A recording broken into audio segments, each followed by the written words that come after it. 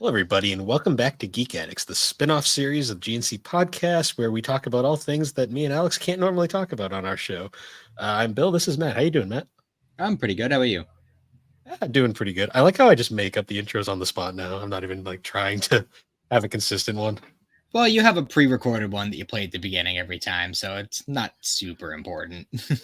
I mean, that's temporary. That's until I think of something better. I'm not I gonna mean, lie. it's solid, honestly, but Other than the fact that my voice cracks, like when I say "Welcome to Geek Addicts."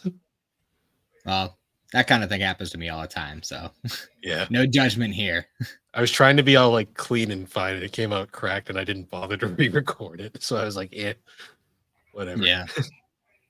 Well, everyone has their own issues with the way that they record their own voices. Yeah. My voice sounds higher pitched than I feel like it does when I hear it over a recording, and that bothers me. But it is what it is. Everyone's got their own things that they don't like about their own voices. Yeah. See, my voice in recordings always sounds nice and clear because I could just turn myself up rather than in real life where people are always like, "Speak up, I can't hear you." Yeah, I get that. The struggles of an introvert. That and having like an incredibly low voice. Yeah. But yeah, this week didn't want to end. Yeah, tell me about it. Ugh. My boss left around like noon today, so literally after he left at 10 o'clock actually. Like the second he left, literally nothing happened the rest of the day. The boss is away, so the workers will play. Pretty much we just fucked off the whole day. Like we quote unquote worked. I did the bare minimum of work at my desk like the rest of the day. I just had no motivation at all to be there. Oh, jeez. Got like 2 more weeks, then I'm finally on vacation. My first like vacation in like 2 years. So hell yeah, dude. Nothing wrong with that. Yeah, and I'm gonna probably sleep through most of it. So yeah. I mean, I assume you're gonna be coming down to town for Christmas alone. Are you planning on staying for a little bit, or you just going right back after Christmas? I don't know yet. It's tough because Alex has the cat, so it's like she doesn't like to stay more than a day at most. I get that. Why do you guys carpool or? Yeah, usually just to save on gas because it's a long trip to take 2 cars. Yeah, and then like at that point, you guys live like right across the street, right? Yeah, it's kind of it would be just ridiculous if we took 2 cars. Yeah, it's kind of pointless at that. I might try to come down at another time during the week just because I'll have like 10 days off in a row. I think that excuse me, that week. Yeah. So it should be I'll have to see. This year's just been tough because I've been dealing with all the house stuff and then work and just getting used to being an adult, I guess you could say. No, of course. I get it, man. Yeah. I'm just saying it'd be cool to hang out. It's been a bit. I'm trying. That's like the one upside to having the podcast. At least we can keep talking and not go like months without talking and then be like, "Yo, what's up?" Yeah, well, the Discord's been helpful with that for a while too, but the podcast is definitely nice because then we little peek behind the veil, we end up shooting the shit for like 2 hours after the recording every time too. So yeah, that happens with all my shows other than GNC. Like GNC, like the second it's over, Alex is like, "Okay, bye," and just immediately disappears. She's got One Piece to watch. One Piece. She's watching Attack on Titan right now. That's her. Oh, nice. Big one. She's also painting her house right now, so that's like her big project. Oh yeah. I mean, me and Thrak though, when we do 3DO, we like usually shoot the shit for like a couple hours after every time, just talking about whatever. Mm-hmm. We'll have to do a big company-wide like crossover at some point. Have everyone in one show. Yeah, that'd be cool. I don't know what we'd do for a topic that would fit all of us, but I'm sure we'll figure something out. Yeah, that would be the thing. I'm sure I know when we talk about Fable, I'll have Thrak on because he's a big Fable guy as well. Oh, I can't wait for that one. That's one of my favorite games from when I was a kid. That might actually be what I do during the vacation. I might play some Fable. Fable 2? Yeah. Nice. Boot that up and give it a shot. I've been meaning to play it. I just haven't had time. I barely have time to. Yeah, go ahead. I just barely have time to do anything now. Like this week, like I haven't made any progress on Rurouni Kenshin because I've been reading Pokemon Adventures and then so much other stuff I've been trying to keep up with. Yeah, I'm totally with you there, man. I barely have time to play anything, or Mm. reading is just about the only thing I do have time for, and that's just because it's something I can just open, read a page, and then close. Mm. Can't do that with JRPGs. Yep. I mean, I have a couple mangas I got to catch up on, like the new Chainsaw Man volume just came out, so I got to read that. Nice. Sakamoto Days, the new one just came out for that. Mm-hmm. The new Kaguya-sama came up, but I'm not there yet, so I'll get to that eventually. Yeah. Oh, speaking of Kenshin, by the way, and you mentioned it a minute ago, I did find that first Vizbig, so I started reading that too. I gotta get into reading that as well. I got so many. Like, it's funny. There's a running joke at Barnes and Noble I've recently noticed where like they don't give a shit about release dates at all. Oh yeah. Oh, like they always like Chainsaw Man. I wish I didn't pre-order it at the time because like that was out like 2 weeks early, just sitting on the shelves, and I was like, really? That's awesome. I popped in there today because I was buying Alex's Christmas gift. I won't say what it is, just in case she does listen to this. Who knows? But I was in there and Oh, sorry. I was just gonna say it's coming out the day after Christmas, so even if it does. Oh, that's a good point. I didn't even think of. All right, in that case, then I went there to go pick up the new One Piece 3-in-1 for her because. Oh, nice. Which is hilarious because that also wasn't supposed to be out yet, but that's for another story. Well, But I was. Oh, go ahead. Sorry. No, it's all basically. I was just going into Barnes and Noble because I just like to see what's going on. That and it's a calming environment. But I saw that on the shelf, and then another series she's reading currently called Die Dark. That also had a new volume, which also wasn't supposed to be out yet. Oh, geez.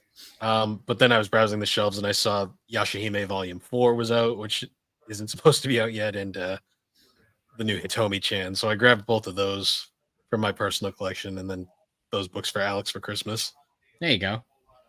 So I bought 4 books that weren't supposed to be out until next week, but Barnes and Noble don't care. They're getting their money. Yeah, for real. That's probably why they don't bother waiting. He's just like, nah, people will buy it, whatever. There's some wacky manga out there now, though, just like browsing the shelves. I believe it. It's been such a long time since I've gone into a bookstore and like actually seen a manga set. Well, first of all, it's been a long time since I've been at a bookstore, period. But like I remember when Borders was up in the mall and they had like one little section of the shelf. Like it was a decent amount of manga, but like it definitely wasn't like what it is now. It's pretty crazy how much manga's blown up compared to American comics recently. I mean, ironically, even Borders like had like the tiniest little comic section back in the day. But yeah, like manga is like there's there's a Barnes and Noble near us that's like a double floored one. It has an entire like wall that's nothing but manga. That's crazy. Even Newbury Comics, like it seems like they have way more manga than like regular comics. Yeah, it's overtaking American comics like very quickly, which is very interesting in like when you think about it. Because like I think I was reading about it, and someone pointed out that theoretically you're getting American comics, you're getting maybe like 12 pages for like $5 most of the time. That you're finishing probably like a minute, and compared to like say like an average like single like volume of manga, which you're paying $12 at most, and that's like literally an entire book basically content. It's just a better deal overall. Yeah, for real. Also, the barrier of entry is so much. Sorry, I'm still recovering from a cold. If anyone's wondering, but the barrier for entry into manga is so much easier than American comics because like trying to get into DC or Marvel, like forget it. It's not easy. No, definitely not. I've tried a few times and it just, especially if you're used to manga already, like it's so hard to find a place to start with American comics because there's so many different iterations. Like even if you're just like, say, just Spider-Man alone, like if you're trying to read Spider-Man, it's so hard to figure out where to start. Like there's so many different like storylines, different versions of Spider. Like, it's insane. I still remember like there's our buddy the car. Mm-hmm. I still remember trying to like when I was first getting into comics, like you'd go into like Newbury, you just see all these like trade like collector's editions, and you're always like, I don't even know where to start. So Mm-hmm. like you always go for like the safest option, like you grab like Batman or something. Like I think my first one I bought was like the Killing Joke because it was on sale and it was like this big collector's edition like version. Mm-hmm. Um and trying then going from there, it was like I just kind of grabbed things here or there. Um it's easier to like recommend certain runs to people as opposed to like entire storylines because like my god, it is not easy. And so Yeah. many of those classic runs are out of print now, so it's even then it's even harder. Yeah. No kidding. Yeah. The Killing Joke is like the movie and the comic the same, or is there differences? So the movie is one to one the same, with the exception of the early Batgirl portion that's completely pointless to the film. Okay. I Basically, was curious because I was interested in getting the Killing Joke comics just because I knew it's kind of just like the one little book or whatever, and that's the whole thing. But it's I'd recommend that one heavily just because that story is it's pretty short, not super long, and the art is phenomenal. I liked the movie a lot when it came out. Um, So the book basically is everything from the when Barbara gets shot onward, basically. yeah, that shit was dark, man. Especially the way that it ended. Like I know that's we're way past the topic, which we haven't even started yet, but the way that that movie ended, where like Batman and Joker just sharing a laugh after everything that happened, like that's just that was like the darkest moment to me. It's just like everything that just happened throughout this whole movie, and now you're just sharing a chuck with each other. Like See, the book makes it even better because they start strangling each other. that's awesome. The book is a lot darker. Brian Bolland, the artist, like he's mostly known as a cover artist. He doesn't do a lot of internal pages. That's like one of the few internals he's actually done. The Mhm. art is freaking amazing. Like it is. I highly recommend picking up The Killing Joke. The writing's pretty good. You really read it for the art. That and the whole like it's a Joker origin story, but the Joker is an unreliable narrator. So is he really telling the truth, kind of thing? Yeah, that's always Yeah, fun. the animated movie was pretty good. That early, the first part with all the Batgirl backstory stuff is completely unnecessary and was honestly just added for padding. Yeah, when I watched the movie the first time, like I got like maybe 20, 30 minutes into it, and I turned to my buddy who I was watching it with and I said, did we get the wrong movie? Because we hadn't seen hide nor hair of the Joker at any point. Is this whole thing with this random gangster? Like, I don't know what the hell's going on. Yeah, that was entirely added just because when they made that movie, a lot of people pointed out like the Killing Joke's pretty short. Like, how Mhm. are they going to make a full length movie out of that?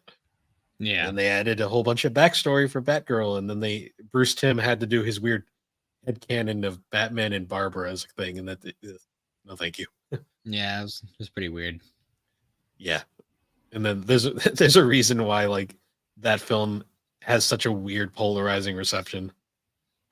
I mean, I enjoyed it for what it was. It's just that beginning part was definitely threw me off the first time I Of watched it. the general consensus is the actual Killing Joke part of it is phenomenal because Kevin Conroy, Mark Hamill Yeah, reprising their roles and basically nailing it. Especially because Mark Hamill was quote unquote retired at that point from the role. yeah. It had been for a bit at that point, I think, right? His last official thing he did, I believe, was Arkham City, and then I think Is that a game? yeah, that was the second of the Batman games. Okay. Although he did come back for the fourth one, so he make changes his mind all the time. Yeah, well, it's kind of hard to completely retire from something like that. I I mean, if don't I was him, I'd come back as often as possible. I don't think he ever will again, just because Kevin Conroy passed away, and I'm pretty sure the only reason he did most of them was because he wanted to. It was mostly just because Kevin was also doing it. Hmm. Because Makes they were sense. like the perfect duo, like those two characters. They really were. Like that's Batman and the Joker to me. Like as much as I love the first Tim Burton movie with Michael Keaton and Jack Nicholson, and then the Dark Knight versions were also good, but I don't know. Those that pair in the animated series, that's Batman and the Joker to me. Kevin Conroy is like the definitive Joker. I mean, the definitive Batman in most people's eyes, and then Mark Hamill. Enough said. Yeah. I don't The think anybody only stood the up to o- him animated. the only two that come close to me are. Did you ever see the Under the Red Hood film? I don't. I have it on DVD, but I haven't seen it yet. So that one has Bruce Greenwood as Batman, and he does a very good job. And then it has John DiMaggio as the Joker, which is Really? it doesn't sound like it would be good, but he does a phenomenal job. Like it is one of the most surprisingly good Jokers out there. Bender is the Joker, huh? Yeah, he does surprisingly good. Like That's bizarre, but I believe it. Yeah. But before we completely just turn this into a comic book discussion, we should probably transition into our topic for this episode. Yeah, we'll save that for another episode. Maybe we'll do a Batman episode at some point. Batman's basically we could just talk about those DC animated films. Honestly, there's so many of them. I know, and they're all great. At least all the ones I've seen. There's some stinkers, but that bound to happen with anything. But yeah, for our topic for this episode, in case you had seen the previous GNC that came out, we're actually continuing our holiday specials, and we're going to continue that over onto Geek Addicts and talk about just memories from the holiday season. Yeah. So, yep. What was I know you guys probably talked about a lot of these on the GNC episode, but like, what was your definitive Christmas movie as a kid? Oh, Christmas Vacation. Christmas. I don't know if I've seen that one. Oh, you've never seen Christmas Vacation, the Chevy Chase film? It's possible. I just there was a lot of random Christmas movies, especially when I was over at my aunt's house. And there would always be a bunch of random Christmas movies and stuff. But that's an absolute classic. Like it's that it's the one with like Cousin Eddie. You know, he the shitter's full like meme. No, I don't know. I don't think I've seen that one. Oh, you gotta check that one out. It's basically the story of like so it's actually part of a film, the Vacation film series. It's the most famous one because it's the Christmas one, but it's ironically the one where they don't go on vacation. It's basically a dad trying his best to like have the perfect Christmas, and like everything just goes wrong the entire time. Like, oh, geez, the crazy in-laws show up, like the family's just dysfunctional in every way. Police show up at one point. Like the full-on SWAT team shows up at one point. Really? Oh yeah, there's like a ton of like great moments. Like one of my favorite moments is like the famous they're going out to get their Christmas tree, and they go out in like the forest, and they find the tree, and it's like this perfect tree, like that's like magical. And then like it cuts to like the son basically being like, "Dad, did you bring a saw?" And then it just cuts in on Chevy Chase's face, and he's like eyes just get wide. And then the next scene, you see this massive tree on top of the station wagon with the roots still hanging off in the dirt, just flying off the back. Like there's That's awesome. One. There's a great scene where like he's about to cut the stump, like the roots and stump off of the thing, and he comes out with a chainsaw and a Jason mask. There's a whole bunch of them. Like one of my favorite, one of the most memorable scenes is like he's at work, like leaving, and all the people are leaving, and he's just like, "Merry Christmas, kiss my ass, kiss your ass, kiss his ass, Happy Hanukkah." It's just all the executives leaving the building at the time. Jeez, it's a great film. There's so many fucking moments in that. Where do you know if there's anywhere I can stream it? Because we tend to watch a lot of holiday movies leading up to Christmas. So this one's a little tough just because it tends to jump around from streaming service to streaming service. Last I checked, I'm pretty sure I had it downloaded on Amazon Prime, maybe. Let me see here. So Christmas Vacation streaming now. So it's giving me a lot of options where it says subscription needed. So I don't know exactly what that means. It says Max, so maybe Max has it now. Oh, okay. Well, I have Max, so that works out. I have to check because it said subscription needed. Well, I have a subscription, so I'm not sure if they've added new ones to Max though. I don't understand how Max works sometimes. um, Oh, there it is. Let's see. Oh yeah, yep, it's on Max. oh, okay, cool. Well, So we'll have to maybe we'll watch that one over the weekend. yeah, That'd be it's cool. it's definitely worth it. I mean, worst comes to worst, it's on Amazon Prime. Yeah, You probably just have to rent it or something. I gotcha. Well, if it's on Max, then I'm good to go. Hmm. My like definitive Christmas movie growing up was Jack Frost. I don't know if you ever saw that one. Oh, the one with Michael Keaton. Yeah, Michael Keaton and when he turns into a snowman. Yeah, some of the greatest early CGI stop motion. it, Oh it yeah, doesn't. It I love hasn't that aged well, movie. but it's I still think it's a nice movie though. It's one of those ones that just like got me as a kid. Like me and my mom used to watch it together all the time, especially before my siblings were born. So it was kind of like our Christmas movie, and it's been a little bit since I've seen it at this point. But like I watched it every year growing up, mm. leading up to Christmas, probably multiple times a year actually. I mean, then there's obviously the go tos like Home Alone and It's funny. Alex last night on the when we were recording GNC literally was like, "I don't think I've ever seen Home Alone." And I'm like, "You've seen it, you just don't remember it." yeah, there's no way a kid in our generation hasn't seen Home Alone or Home It Alone 2. Yeah, I remember 3 for some reason too, just because the RC car. But the less said about 3, the better. The less said about any of them after Macaulay Culkin was out of the picture is, yeah, it's best to just leave it at that. So, did you ever another movie I was thinking about? Did you ever see Christmas with the Cranks? I don't think so. I've heard of it, but I don't know. I'm not We were sure. talking about it last night, and I was commenting how like the whole plot of the film is essentially it's like a family. The daughter is like grown up and goes away to school, so they decide they're not going to do Christmas this year. They're going to just like go on vacation instead. And then the town it like shames them and like harasses them until the daughter comes back and is like, "Wait, I'm actually coming home." And it's like, surprise, now we have to like scramble and set the thing up last minute. Jeez. But I always commented, I'm like, were they in the wrong? Like I think it was perfectly fine their reasoning, like just going on vacation rather than going through all the hassle. But Yeah, the movie's message is no, they're assholes for not doing Christmas. So it's I don't fair. know. I always thought they were perfectly in the right. I It's a gotcha. Tim Allen movie too, which is kind of funny. Oh, is it? Yeah, Oh, it's like the other Tim Allen Christmas movie, oh yeah, because he was Santa Claus, wasn't he? The Santa Claus. Yeah, The so he first was. the first 2 are good. Yeah, wasn't there like 4 of them now? So there's 3 films and there's a TV series. Yeah, I forgot about the new series. My wife and the kids were watching that last year. Me and Alex were like watching just shitty Christmas movies, and we started watching that, and Alex did not like it from 2 episodes in. So, but Alex, I also don't think Alex likes Tim Allen very much. So, No.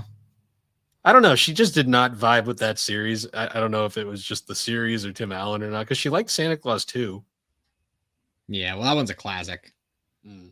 And my wife's been watching a lot of like Lifetime Christmas movies. You know, like the garbage, like I know. the I've ones watched that many all of. follow those that all follow the same storyline, just with Al- different characters. Alex said the same thing last night. I've seen many a Hallmark film because Yeah, my mom yeah, loves that's what they Hallmark are. films. Yeah, I mean, right. you get sucked into them, and then you have to see how they end, even though they all end the same way. They do. They all end the same way.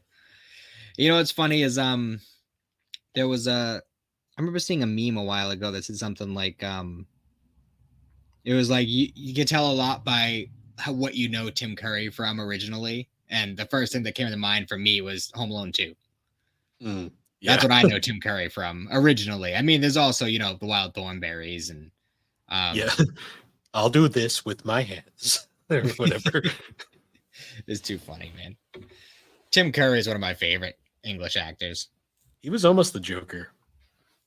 Going a I little going a little I, full circle there. I could totally see it. Well, I mean, obviously he was Pennywise, so Apparently, his Joker was too scary, and that's why they got Mark Hamill instead. that's fair. mean, Mark Hamill really nails it though. Hmm. But now we're talking about Batman again. Um, going back to Christmas movies, do you remember the live action Grinch movie? Oh, the Jim Carrey one? Yeah. Yeah, we have that one on DVD. That's like one of my I, favorites. I love that movie because not only do you have Jim Carrey as the Grinch, but you also got uh the little girl that played Cindy Lou Who is currently the lead singer for the hard rock band, the Pretty Reckless. It's awesome. I knew she Taylor was in a band, I just didn't know what it was called. Taylor mom said she's like an adult now, and it's like really funny. She poses naked on half the covers, and it's like, yep, that's Cindy Lou Who right there. D. Lou. I That's always too remember funny. that. That's too funny. That movie is fascinating because it gives a fucking backstory to the Grinch. And it's like nobody asked for this, but they did it anyways. Yeah, but it actually makes him like a sympathetic character. Like I totally get the Grinch. I saw a meme recently that said the Grinch never hated Christmas, he just hated people. And I totally get that one. Yeah, I vibe with that. For real. See, that's why Um, people like the Grinch. I'm trying to think some of the other classics. You know, one that I've never watched that like shocks people is I've never seen A Christmas Story. Really? Yeah, just it never appealed to me for whatever reason. Yeah. Well, that's weird. Because that was always one of the ones that, like, whether we wanted to watch it or not, our parents always, because there was, I don't remember what channel it was, but there was a channel that played it for like 48 straight hours, like Christmas Eve and Christmas. So it It's was funny. always on repeat at my It, house. I wonder if my dad or mom just didn't like it or something because we never saw it. That's wild. Or if we did, it was we were so young. I have no memory of it. Probably kind of like how Alex has no memory of Home Alone. Yeah. Well, that'll just happen sometimes. Yeah, I honestly remember the thing I remember more about Christmas Story is the Friends episode where Chandler's dressed as the pink bunny, but I don't even think that was a reference. I'm not even sure if that was a reference or not. So it's, I don't know. It sounds pretty Christmas Story to me. it was a Halloween episode though. That's why I'm not sure. Oh, that's weird. Yeah. Um, so we talk about like the go-to Christmas movie. Do you, because I know there's a lot of people who do you have a movie that you watch around Christmas every year, but isn't a Christmas movie? Um, I'm not gonna say that. Well, no, Die Hard doesn't count. That is a Christmas movie. Yeah, that's what most people say, at least. I'm trying to think. There's probably a few that I watch every year. Um, It's a good question. I've never actually thought about that. It's something I've heard come up like a lot, especially in like some podcasts and stuff that I've listened to, and things like that, YouTube and stuff. Like people will talk about movies that they watch for like during Christmas, but they aren't Christmas movies. Like there's a guy on a podcast I listen to who always watches The Wrath of Khan, Star Trek 2 on Christmas. That's fair. um, Um, well, one of the ones that we always do is the first two Harry Potter movies are Christmas movies in our house. hmm. um, I'm trying to think about. Honestly, I don't know if I have one or not because I think usually it's like I'll have the Christmas movies on, and then I'll probably either have a book or something or be playing a game. Like usually around this time is when I'm in my Persona 4 Golden replay of the year. Oh, okay. So instead of a non-Christmas movie, you have a non-Christmas game. Well, there's a Christmas event in Persona 4 Golden. Oh, okay. Well, I mean, that's fair. That makes it about as Christmas as Harry Potter. Yeah, honestly, I need to start my Persona 4, my yearly Persona 4 playthrough at some point. I just Pretty need to soon. start playing it, period. I never played it. I mean, It's one of those. game. It's the greatest game ever made.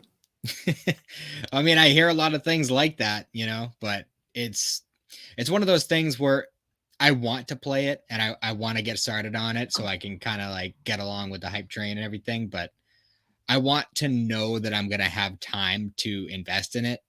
And I just don't have that right now. So I don't want to start it and then forget what I was doing and come back and be lost and not invested in the story. You know what I mean? Like I want to actually give it the time it deserves. Mm. Actually, thinking about that, this isn't really a movie or something, but I one thing I remember from Christmas all the time was around this time of year I'd always do. So I was a big RuneScape. Well, I still am a big RuneScape player, but I was a huge RuneScape player as a kid, and I always remember like RuneScape would have like the Christmas events that they do every year. Oh yeah. And I remember doing those every year would be a constant thing, like because you'd always get like the coolest items, like candy canes that you could just carry around with your avatar, or different like Santa costumes and stuff like that. Just like That's fun, pretty cool. stupid shit that because they're like once you can only get them once, like you kind of could use them as a way of like showing how old you were in the game, showcasing your Santa outfit or something. Oh jeez. Those are always fun. Yeah, I played a couple games that have those kinds of like holiday and seasonal gifts and stuff. Um, a lot of them were phone games, but there was what am I thinking? Animal Crossing: A New Leaf, Mm-hmm. which is the only Animal Crossing game I've ever played. But I played the shit out of it when I was a kid, and they always had. I mean, Animal Crossing I think always has Christmas events anyway, regardless of when you play. But Any game that has like a real time clock always seems to have holiday events like that. do the current Pokemon games have holiday events? Well, I haven't really played any of them, so I wouldn't really know. That's fair. I mean, I just wasn't sure because I'm playing Sword and Shield now, but I haven't got far enough in to really know. I gotcha. Yeah, it's just because the last main series Pokemon game that I played was Sun, and I didn't even beat that. That one kind of turned me off of Pokemon. I got 5 minutes in and never picked it up again. So, Oh well, I got a little bit further than you, but not by that much. But you know what? The problem for me with that one was Dragon Ball Fusions came out the same week. yeah. So I started my file on Sun, and then Dragon Ball Fusions came out. It actually was like a month or so early than it was supposed to. And I picked that up, and I dumped all my time into that game. That game's awesome. So we had mentioned it on the podcast last night, but me and Alex were talking about how like, do you remember how like all the TV shows that you would watch back in the day would have like their yearly Christmas specials that like would play once and then you'd never see them again? Yeah, not until next Christmas at least. But usually, even then, they would just come out with another Christmas episode. That's what I'm saying. Like some of them had like yearly ones, and like you'd want to go see the original one. It's like nope, it's gone forever. That's how it was for me. And the original SpongeBob Christmas special was like one of my favorite like seasonal episodes of a cartoon when I was a kid. With a SpongeBob had like whittled Squidward a wooden clarinet. Yeah, he went like out of his way, and Squidward was one of the more like notable Squidward being an asshole moments. Yeah, well, that was one of the few times he made up for it. Yeah, I always remember that one because I was see. This is how you know like a really old school viewer of SpongeBob if they remember the live action Patchy the Pirate segments. Yes, yes. That just stopped happening after a while. Yeah, well, I got to a point. Well, I mean, I'm sure a part of it was him just getting older. Because Yeah. isn't Patchy the guy who plays SpongeBob? Maybe I've never actually looked that up. I'm pretty If sure it's the same guy. If it's Tom Kenny. But I could imagine I mean, the show's been on for over 20 years, so the dude's got to be getting older. It's been on far longer than it had any right to be on. I'll say that. I mean, to be real, it should have stopped after that first movie, which I think was the original plan, and then they just didn't. Yeah, I believe Steven Hillenberg wanted it to end there, and he just never did. Now it's just like all the other new kids' cartoons that are just nonsense. Remember when SpongeBob had lessons? You remember when cartoons in general had lessons? Yeah. I remember when fucking what was a good kid? Thomas the Tank Engine, that taught you lessons. Oh yeah. And they didn't shove it down your throat. Yeah. George Carlin just Thomas the Tank Engine freaked me out though. Yeah, that's a thing apparently. Like some kids were scared of it. It's just one of the I don't know. It's just something about Thomas just bothered me. Because I didn't personally watch it as a kid, but my little cousin watched it. He loved it. My little cousin Adam, and he like it was hard for me to sit there and watch it with him. And I'm only 6 years older than him, so like I was still like a young age. So it's not like I despise little kid shows the way I do. Or when you have a 2-year-old, it's kind of hard to despise kid shows. Have you got into Bluey yet? No, I've been thoroughly avoiding that one. I don't think she's ever seen it. Luckily, I should introduce you to my buddy Josh from Still Loading Podcast. He'll give you a lesson on why Bluey is the greatest thing ever. He also has young children. So. Yeah. Although she's gotten sucked into Frozen. Oh, lucky you. Yeah, and you know what? Until this year, I had managed to avoid, even despite having significantly younger siblings than me, I still have managed to avoid it up until this year. And I knew it was going to happen, having a little girl and all, but I wasn't prepared for it. Yep. Oh man. And she's funny. Already, and she doesn't even like talk yet, but she still sings along with the songs. Like she learned it real quick. It's almost like it was meant for that or something. It really is. It I don't know what it is with little girls in Frozen. It clicks with them. I fell asleep while watching it. Yeah. Granted, I was working night shift at the time when it came out, so it's fair. I remember Alex was watching it with my mom at one point, and I was just kind of there, and the next thing I know, I fell asleep on the couch, and they were watching something else when I woke up. So clearly, it didn't catch me as it did other people. So, were there any other specific Christmas specials from cartoons and stuff that you specifically remember, or? Not so much cartoons, but I vividly remember the Friends episode with the holiday armadillo. Oh, okay. I'm not very well versed in Friends. My mom watched it when I was a kid, but it was just kind of one of those things that I checked out of, like Saved by the Bell, and Friends was the only sitcom I could watch. So, I always remember that episode just because of how ridiculous it was. It was essentially Ross was trying to teach. So in the show, Ross is Jewish, and he was trying to teach his son about Hanukkah, but there's no Hanukkah costumes at the store. Mm-hmm. So he gets the only costume they had left, which is a armadillo costume, and he's like, I'm the holiday armadillo. he's in this ridiculous costume, and then Chandler shows up dressed as Santa Claus, and he's like, "What are you doing? You're gonna ruin it." Because the kid clearly cares more about Santa Claus than the guy in the armadillo suit. And then they kind of go through this whole thing where they keep trying to teach the kid about Hanukkah, and then Joey shows up dressed as Superman. That's awesome. It's one of, I know Friends isn't for everybody, but it's one of those episodes that's just great no matter what. Well, I'm sure I'd get into it if I watched it. My wife and I actually watched we went through all of How I Met Your Mother this year, which we got really into that one too. That's a really funny show. Which is basically a Friends ripoff. So yeah, it's Friends but in a bar. Yeah. But and somehow the characters are worse people than the Friends characters, but by far. Even the nice ones are worse. Yeah. But yeah, other than that, I think that's just the time though. Yeah, let's see, that was the thing. I was in that weird time period where I liked Seinfeld, I liked Friends, and I liked That 70s Show. Those were the only sitcoms I got into.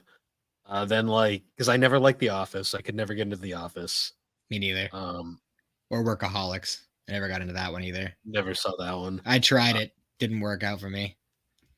The thing was I only watched the older ones because my parents watched them. And then later on when they stopped watching sitcoms, it was I didn't care for any of the ones that were out. Never liked The Big Bang Theory. Never got that. I've seen a couple episodes of that and I've liked what I've seen, but I just haven't actually gone through it. It's just not my style of humor. Understandable. Alex loves Parks and Recs. I can't get into Parks and Recs, but that's. My wife told me that one was good, but I haven't checked it out. She said it was like Arrested Development, which I love that show. Yeah, I think it's mostly just I'm not into sitcoms. I think I just like Friends because of nostalgia. That's understandable. I think my theory on sitcoms is everyone has that one that they just really like, and then they're kind of just indifferent to every other one or only sort of like them. Would you consider Always Sunny in Philadelphia to be a sitcom? Yeah, I'd say so. Well, that's probably my top one. Although That 70s Show is That 70s show and Scrubs are the ones that are like super nostalgic for me. See, that 70s show was great, but it kind of got ruined by like current events. Yeah.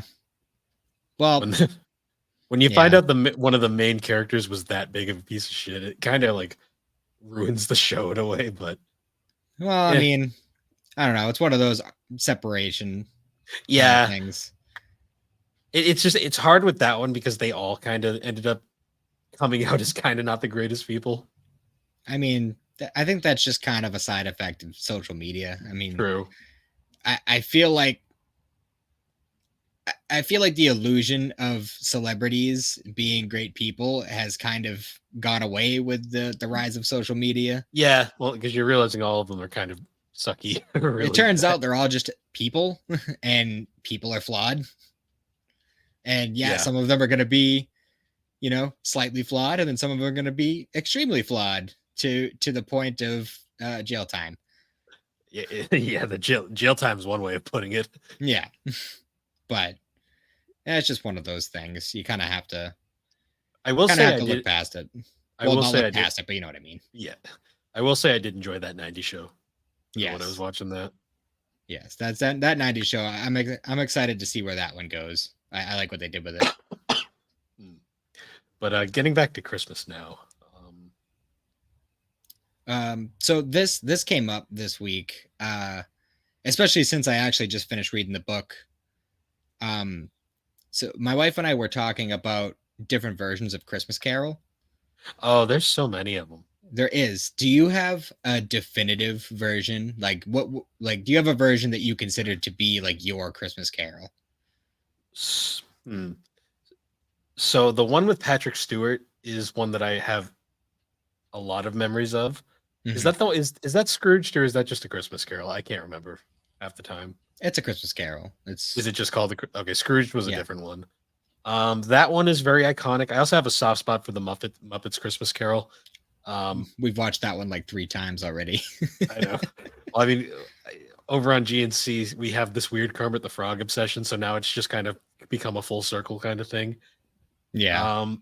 The classic Disney one is pretty, like the Disney Christmas Carol, like with Mickey Mouse and stuff. That one is pretty iconic. Yeah. Yeah. That one's short, but it's surprisingly very effective. Yeah, that was the one that I watched as a kid the most because we talked about like the differences between them, and we both decided that the Patrick Stewart one is like the best one out of the ones we've seen. And like when we think Scrooge, that's what we think. But as far as like the ones we have the most memories of, like for me, it's the Disney one with Scrooge McDuck and Mickey Mouse, and for her, it's the Muppets one. The Muppets one is just so classic. Like it's the songs more than anything, like that really like get you to remember it. I'm trying to think. Another one I have weird memories of is the Flintstones Christmas Carol. I forgot that they did that. I mean, pretty much everything did a Christmas Carol spinoff at one point or another. So I think it came out this year. Have you seen A Christmas Karen? Oh, we brought this up last night because Alex was like, Christmas Karen. I was like, what? We watched it a couple weeks ago. It's actually pretty damn funny. Is it? I might have to look into that. It's like a modern Christmas Carol with just like a super bitch. It's funny though, because like that story is so simple, yet it is like so also well written and iconic that like you can stick it in any situation and it works for whatever reason. Well, I mean, there's a reason why they've made so many different versions of it. You know, there's so many different ways to tell the story, but at the end of the day, it's the same story. Referencing Thomas the Tank Engine again, they did a fucking Thomas the Tank Engine Christmas Carol at one point too. Did they really? it's in the way later CGI stuff, but like they did it at one point. I've seen clips of it. I'm like, that's kind of cool. I'm not gonna lie. Mm-hmm. Yeah, I think every cartoon references it at one point or another because I think Fairly Odd Parents did a Christmas Carol at one point. That makes sense. I might be thinking of another show to be honest, but it's weird though because that's like one of those universally like almost. I don't think there's a bad version of it to be honest. Not that I've seen, at least. It's just one of those like timeless stories, you know. I mean the original book was written in what, the mid 1800s. Charles Dickens' almost original book. almost 200 years ago, and the story is still as prolific now as it was then, if not more so.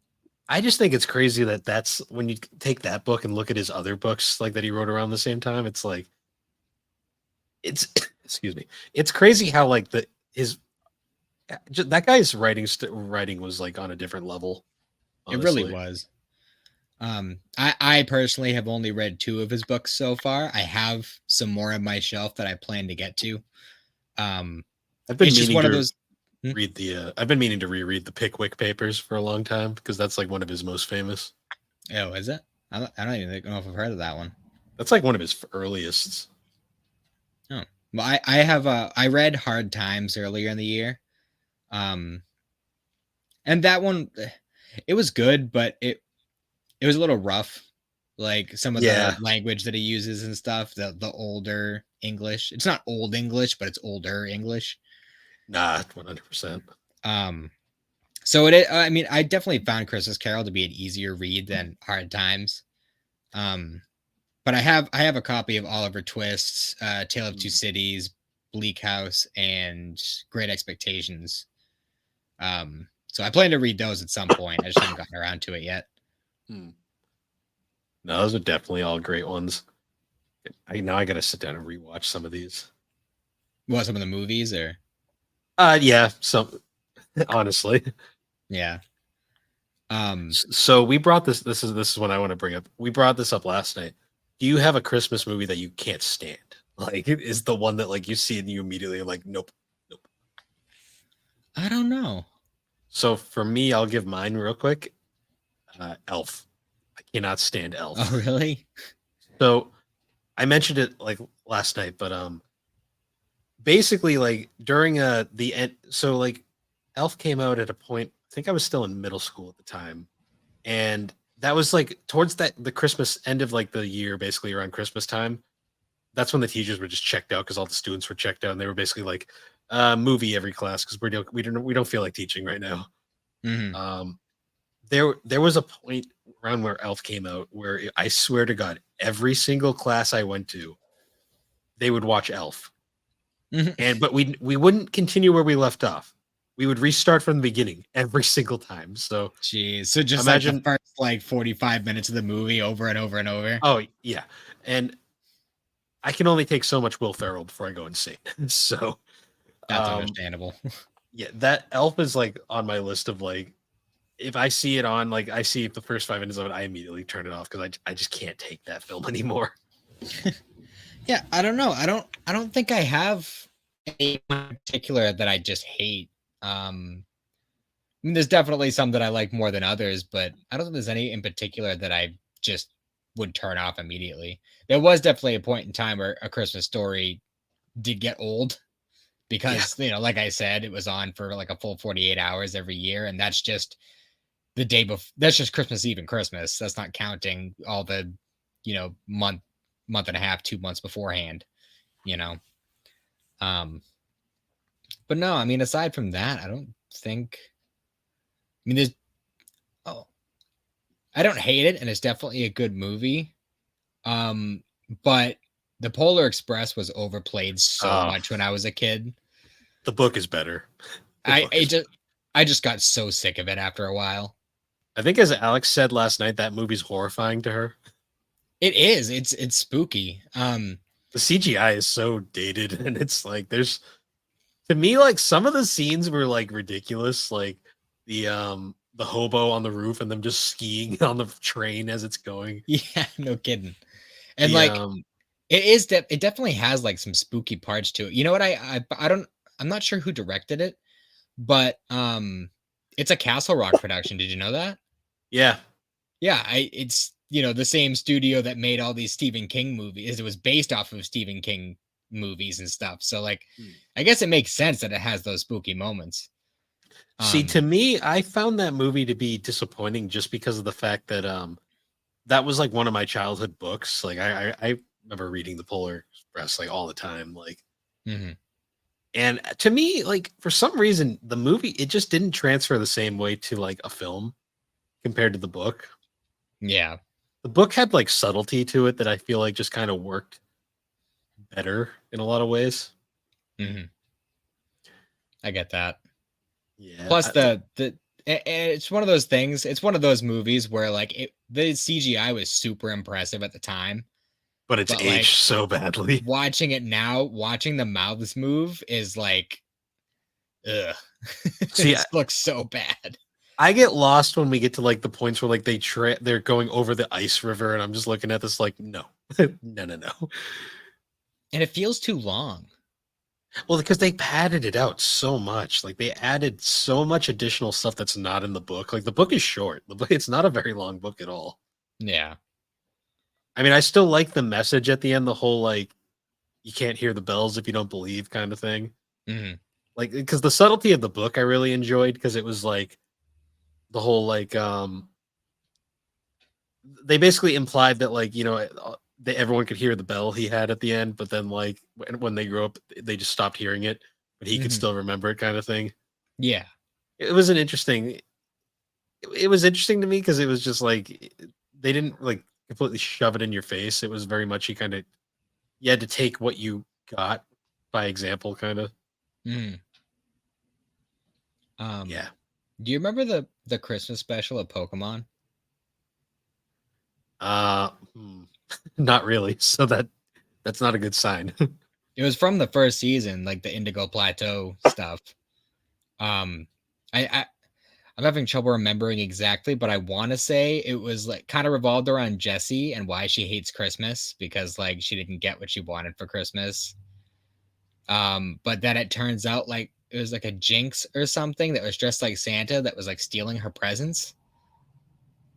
It was Huh. something along those lines. I don't remember exactly. It's been a while since I watched it, but it's bizarre, Huh. especially since anime doesn't usually get Christmas episodes.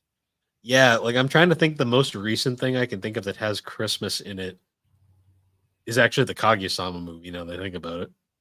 Oh yeah. Yeah, it seems like the slice of life animes are the ones that tend to have Christmassy stuff. Yeah, because they never did it in Dragon Ball, I don't think, anyways. Not officially, but I think Toriyama did do like a big, like 2-page drawing of like all the different Dragon Ball Yeah, characters because wearing the Santa hats. there's that picture of like Chi Chi, like sexy Chi Chi, for some reason that I'm always like, why did Toriyama want to draw this? Oh geez. Oh, and like, there's also 2 Christmas specials in Dragon Ball Z abridged. well, oh, yeah, that's different. Yeah. Like, Well, I showed Plan to Eradicate Christmas to my stepson last year, and he fucking loved it. oh, He it's thought it was great. hilarious.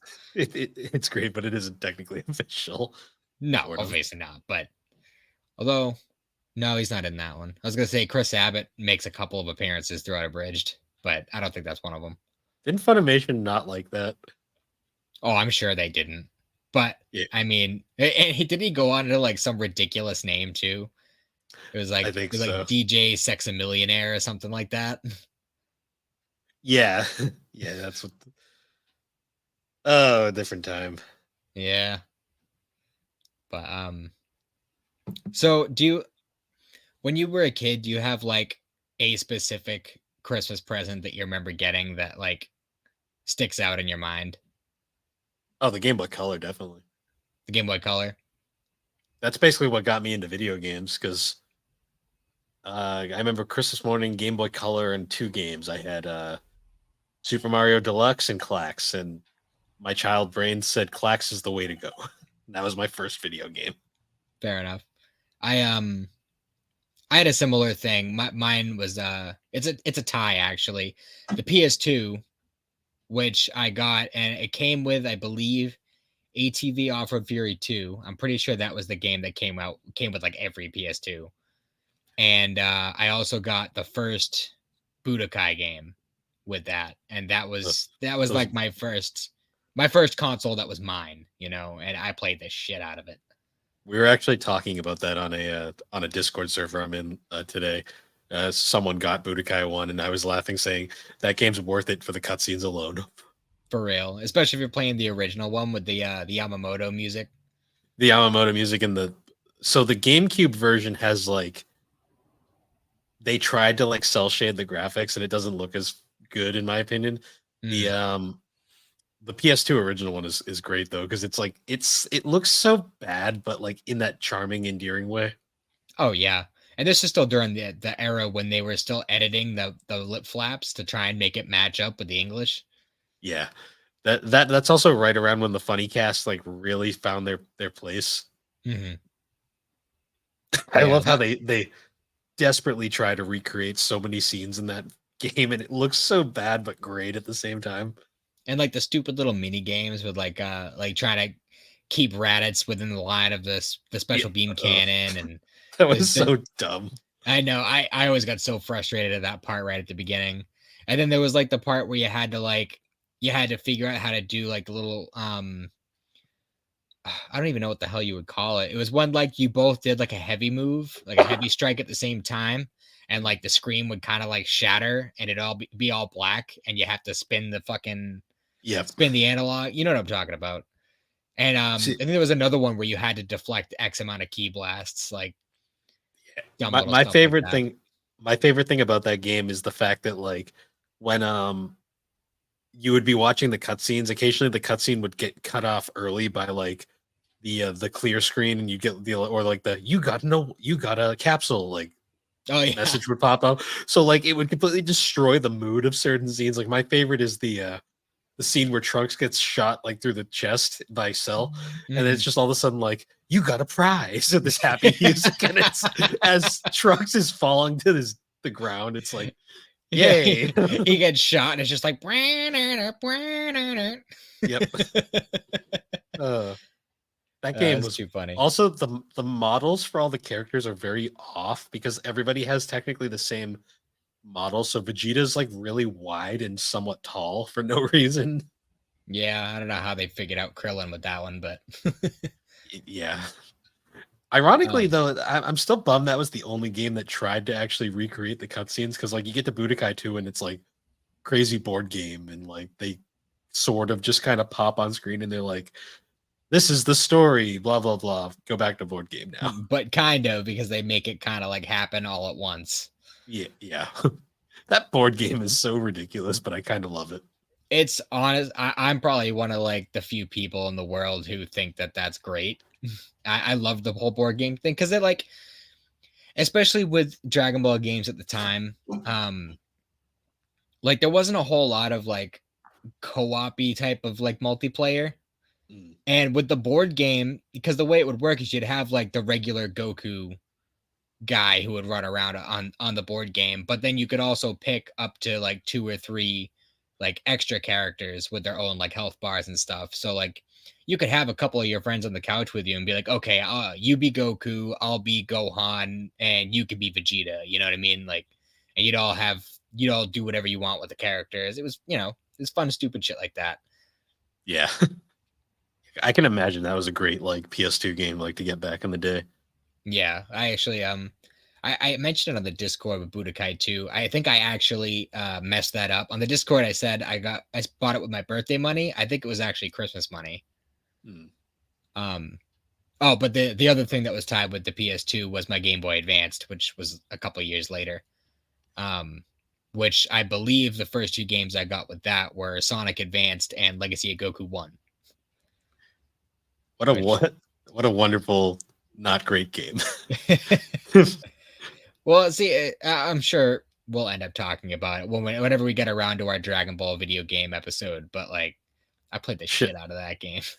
Shout out to Rick from Pixel Project Radio. He's playing it right now, and like I've been seeing his like thoughts on it so far, and he is not enjoying it. So um, I look forward to that episode he's going to do on it later this month, or I think towards the end of the year, because it's gonna. I'm very interested in seeing what he has to say.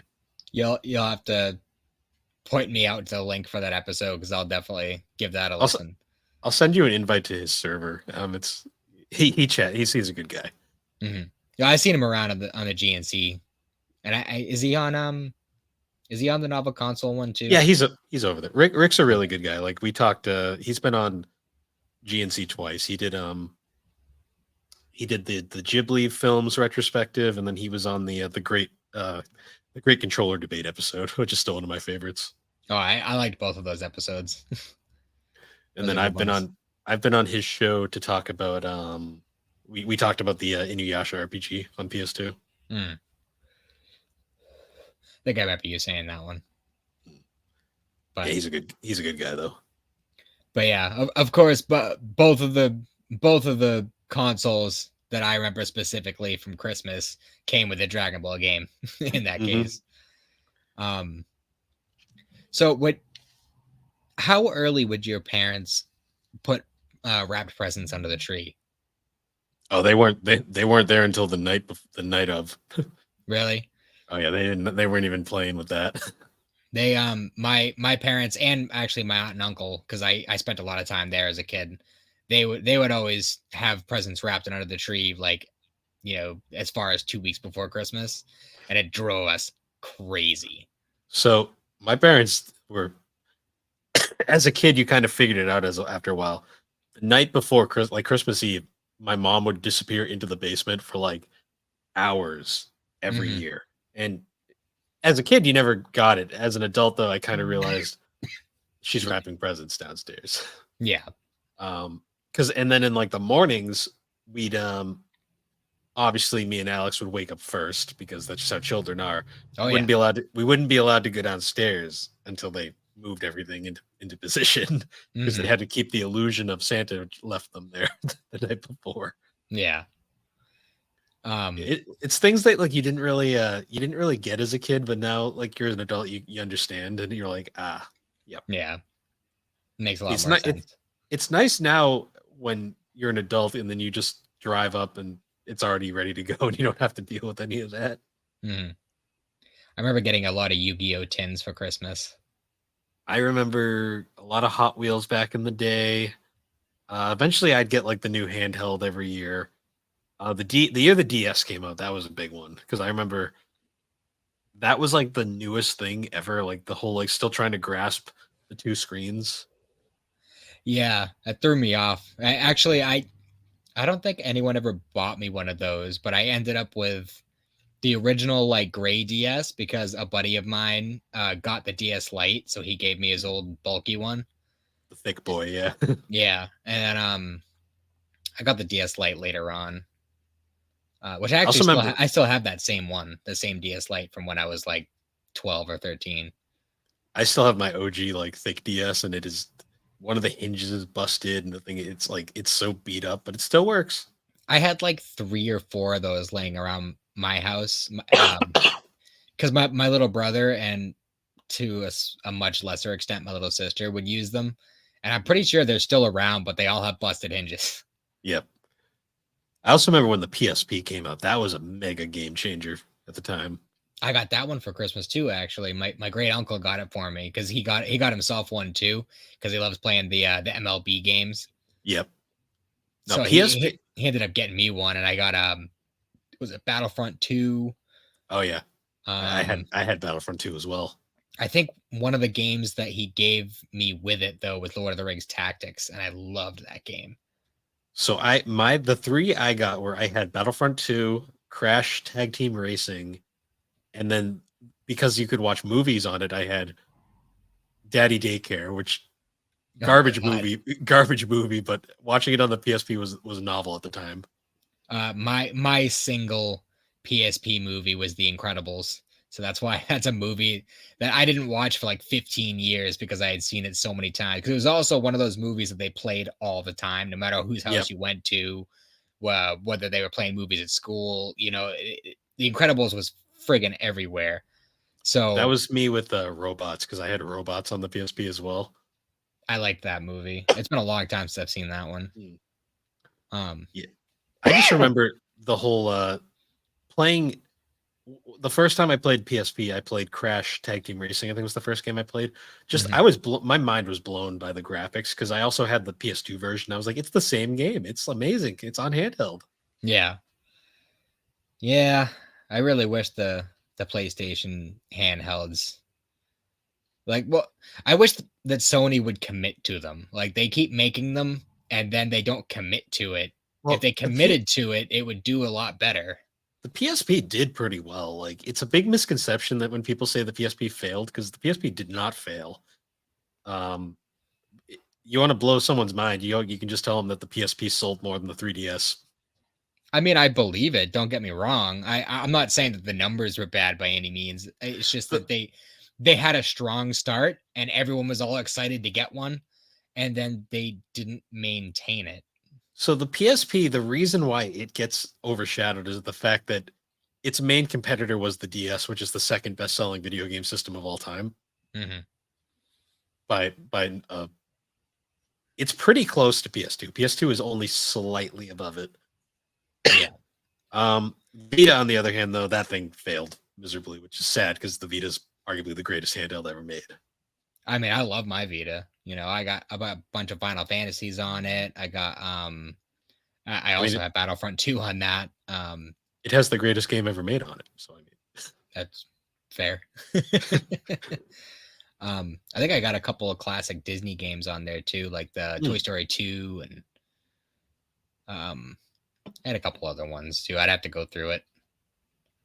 Yeah, going back to Christmas presents, I'm trying to think of other ones that were pretty big. The PS3 was pretty huge at the time. I remember that. Mm-hmm. One of the things that I remember is whenever I get like I said, that they would wrap presents early, so whenever I'd see like a small rectangular present, I always pick it up and give it a shake, and I'd say, "Yep, that is the telltale VHS rattle. I'm getting Dragon Ball movies." Yep, because I always ask for Dragon Ball movies every time. See, my favorite was when you'd grab a present and it was like one of the ones that was supposed to go with another present, and it'd be like, "Oh, the strategy guide for a game that I don't own yet. I wonder what else I'm getting." Like, you'd always get goofy stuff like that. Oh yeah. Did you so this is not really presents, but did you always decorate the tree every year? Oh yeah. Of course. Well, especially because like for a long time I was an only child. Mm-hmm. My little siblings weren't born until I was 8. Yep.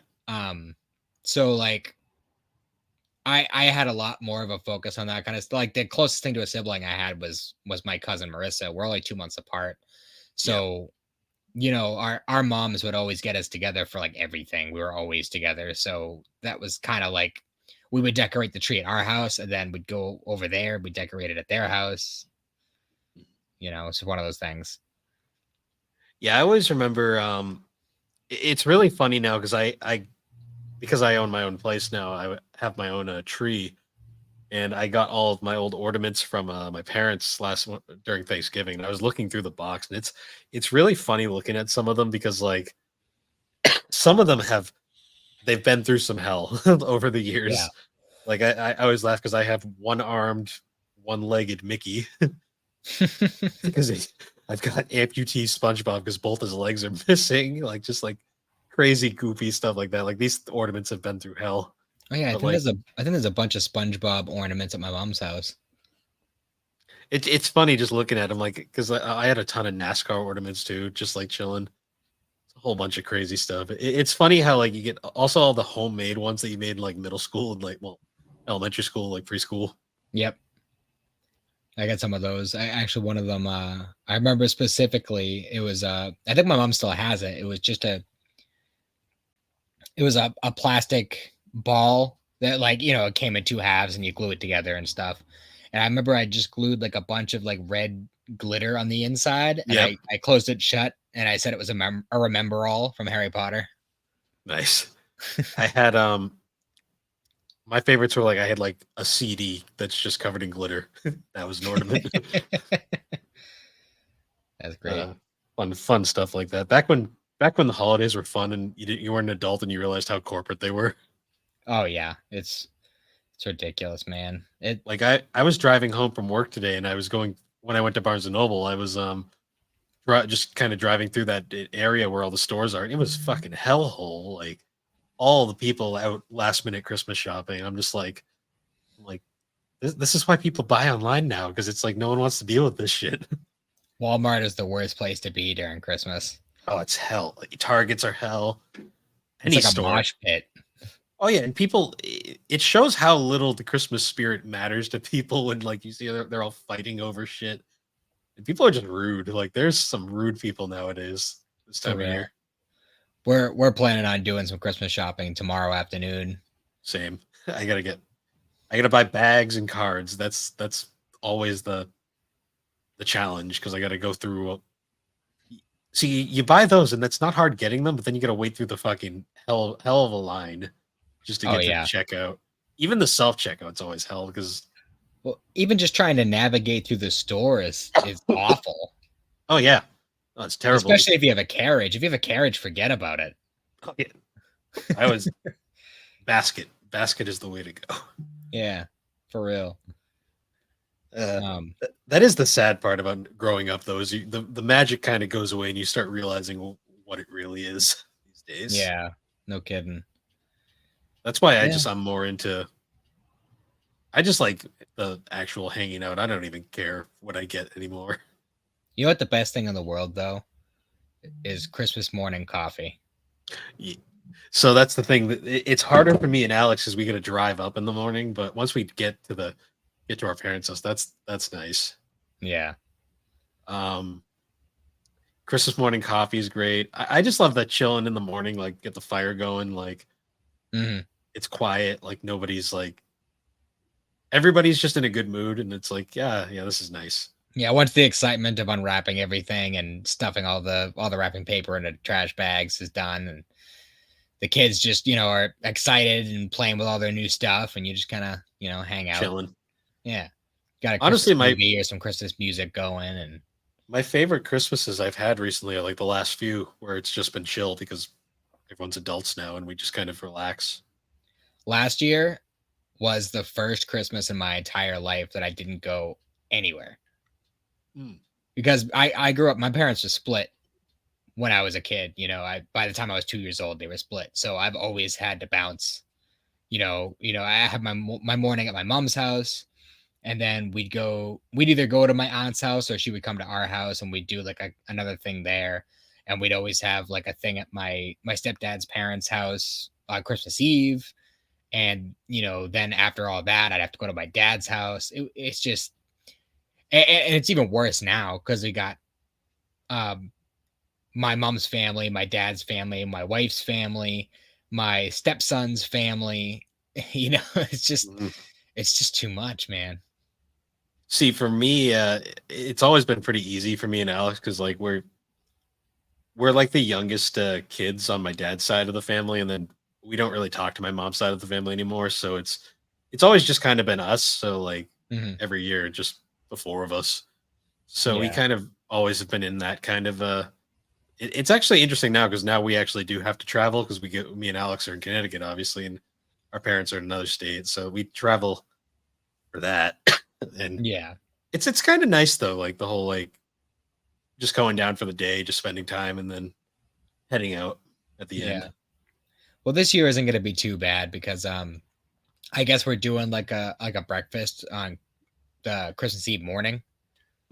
So I'm kind of be getting the whole my mom's side of the family out of the way before Christmas even happens. So it's just as much as I love seeing my parents and my siblings and stuff on Christmas, it'll just be nice having one less place to stop. It's nice too because this year Christmas is on a Monday, so it's like it's right at the start of the week, and then you just have the rest. If you're taking it off, like in my case, you just have the rest of the week to just relax. Yeah, for real. You mentioned music. Do you have any like favorite Christmas songs or like music like playlist or anything? Trans-Siberian Orchestra is really good. Mm. I like listening to that around Christmas. It's kind of an extension of what we were saying about non-Christmas movies being Christmas movies, but the Harry Potter soundtrack, that one comes up, especially since I got married because she's a huge Potterhead. Yeah. And obviously I grew up with it. I watched the movies, I read the books and stuff as a kid, so I enjoy it too. Let's see. When I was a kid, I liked Silent Night a lot. I don't know why. I just did. I have a whole playlist of like on Spotify of like just Christmas music that I play every year around this time of year.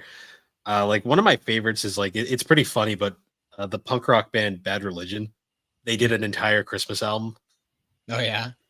and it's just hardcore punk versions of like all of these like classic Christmas songs, like Little Drummer Boy, and just imagine that as a punk rock song. I'll probably share the playlist on the server this year, but I'll have to check it out. yeah, that's like one of my all time favorites. Um, We have a Sinatra Christmas record that we that's a we good one. actually we had that on when we were decorating the tree the other day. Well, I say we. I was hanging out with the little one while my wife and my son decorated the tree Hmm. because she kept trying to throw ornaments thinking they were balls. Yep. One of my favorite Christmas songs is "All I Want for Christmas Is You," and that's especially the My Chemical Romance cover. I like the Star Trek cover. That's a good one. All I want for Christmas is Q. That's a good one. There was another one, Make It So. Make It So. Yeah, that's a good one That too. one's good too. We listen to that every year. One of my favorite Christmas songs. So one of my favorite bands of all time is Bowling for Soup, and they did an entire Christmas album called "Merry Flippin' Christmas." And most of their songs, so they did a bunch of covers like of actual Christmas songs, but they also made a bunch of original songs too. Mm-hmm. And my favorite by far is they have a song called "A Corner Store on Christmas." It is essentially a parody of the 12 Days of Christmas, but instead it's the protagonist goes to the corner store to buy the Christmas gifts, and it's like each one is $1, goes from like $1 to $2 to $3 up to $12. I think it ends where it's like, and we spent $12 on a 6 pack of beer, and then they just cut. It's like it was really cheap, but the song ends like perfectly, where the song literally ends where he just goes, "Oh no, we forgot the batteries." Because everybody's been there, like Oh Christmas Eve, yeah. you forgot the batteries, and it's like the end of the world. Yeah, especially the year I got the Game Boy Advance for Christmas. Oh yeah, before charging was a thing. Yep. All the kids who don't have no idea about the struggle. And I will just say, Bill, I know this is an older episode at this point, but I completely understand your nostalgia for batteries. Oh, see, I Dave and will Alex, defend you for that one. I will defend Dave, you on that one. Dave and Alex did not agree with my sentiment. No, Shout out to Dave Jackson from Tales of the Backlog, by the way. kids nowadays don't understand the struggle. My favorite part of that whole thing is I went through my whole heartfelt speech, and then Dave was just like, "Yeah, I do not have nostalgia for changing batteries, Bill, but that's a nice story." And I'm just like, "Okay." He's just like, nice story, but you're wrong. To be fair, I don't even know where the hell I was going with that at the No, time. I totally get it though, man. It's one of those things. It's a thing that kids will never understand. It's like they won't understand the warm light and like playing your Game Boy Advance games in the car like this because it was the only way you could see the screen. Yeah, at nighttime when friggin' when you're wait to do anything on your game until you're passing under a street light. Yeah. Or God, the worm light was definitely that was a thing that kids won't understand. To me though, excuse me, when the SP came out and we had the first originally front lit screen, that was a game changer. Oh yeah, big time. Which is funny because I didn't know like the Game Gear had that already, or like the Lynx, like older handhelds. Well, that was just one of those things that Nintendo took a little while to catch up on. Well, Nintendo traded that for battery life, and they That's a won the good call. war. They won the war that way. So In the era of having to change batteries, that was definitely a decider right there. I mean, when you could, so the original Game Boy had 4 AA's and lasted like 30 hours or something, and the Game Gear had 6 AA's, and what you were lucky to get like 10. That's solid. So Yeah, Game Boy definitely had them there. that Although it had, we it still had have a Tetris. little bit we still have a little bit of the whole battery thing because I I don't remember. I think it was 2 years ago. I bought my wife a Switch for Christmas, Hmm. and I had gotten her a controller to go with it because she ended up getting the Animal Crossing Switch. So Yep. I got her an Animal Crossing controller to go with it, but I didn't realize that I had accidentally gotten her the kind with double A's. Uh, So, but I mean, the battery lasts a fairly long time. Even the cheapo batteries last a long time. So, I mean, at least things like that don't use a lot of power. Yeah, no, that's for sure. So that always reminds. Oh, go ahead. I was just gonna say that always reminds me of like Alex's like the best years for Alex for Christmas were whenever a new Animal Crossing came out because like that would literally just like the day would be over for her. She would just be playing Animal Crossing the rest of the day. Yeah. Well, there was a long time when Dragon Ball games came out like every year around November. So I got a lot of Dragon Ball games for Christmas. No, that's understandable. But Fable 2, I got that for Christmas one year when that came out, and God, I pretty much spent my entire Christmas vacation playing that game. I know we'll get into it when that episode eventually happens, but it's such a good game. At least I think so. I'm sure there's people who disagree with me, but it's one of those ones I always come back to. No, there's a ton of games like that. Like I'm trying to think like another game that I got around this time that was basically like it ended the my entire Christmas vacation was just devoted to. I remember Mario and Luigi Partners in Time on DS was a big one because I played the hell out of that for basically the entire vacation. I believe that. Yeah, I don't know. There's not. I think I pretty much run through all the ones that I specifically remember as far as video games go.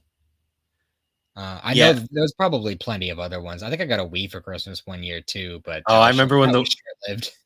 I remember the Wii because me and Alex got one of those for Christmas one year, and I remember we spent like 3 hours making Mii's. It's about right.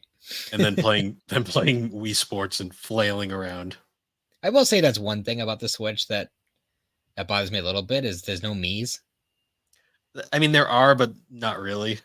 Like, I don't know. The concept of Mii's was definitely overblown when the Wii came out. Like, they definitely took it further than it needed to be. But at the same time, like, it was kind of cool to have your own little guy that you could just make. And with certain games, you could use that Mii for with Smash Bros. Or I mean, you still can to a degree, but they're nowhere near as prominent as they were. I think they were in was there Mii's in the 3DS? Yeah. Okay. Yeah, because I think I remember like you had to set one up and you could there was like a Mii fighter character in Smash Bros that would actually use your Mii. Mm-hmm. You could also use Mii's in a Mario Kart.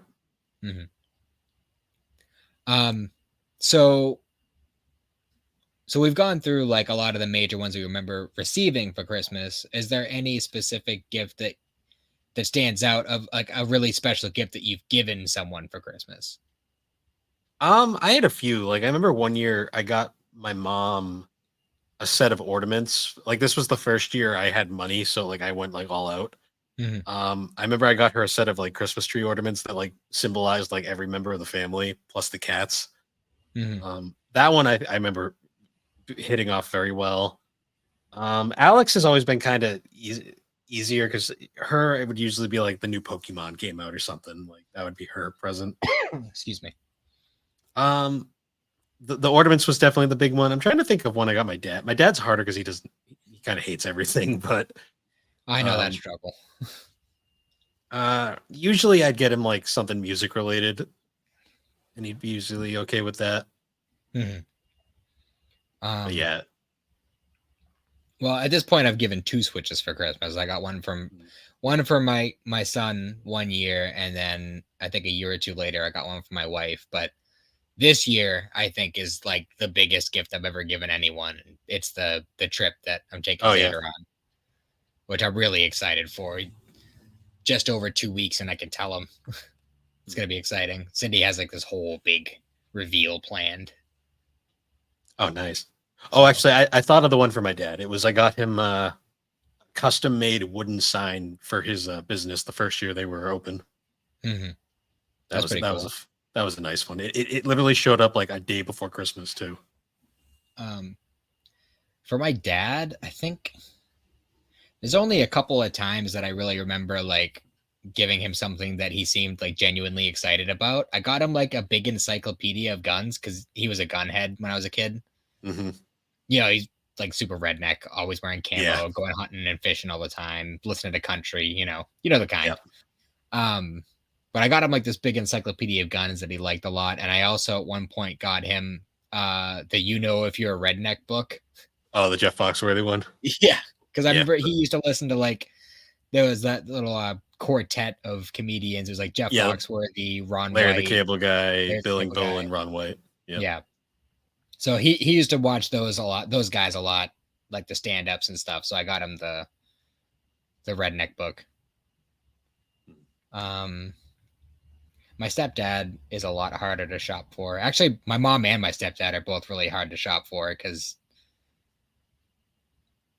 I don't know. It just feels like they don't have a whole lot of like outward interests. It feels like they have interests, but they're usually like the kind of stuff that they do on their own. So I don't really know much about them. Yeah. I got to step away real quick. I use the bathroom. All right.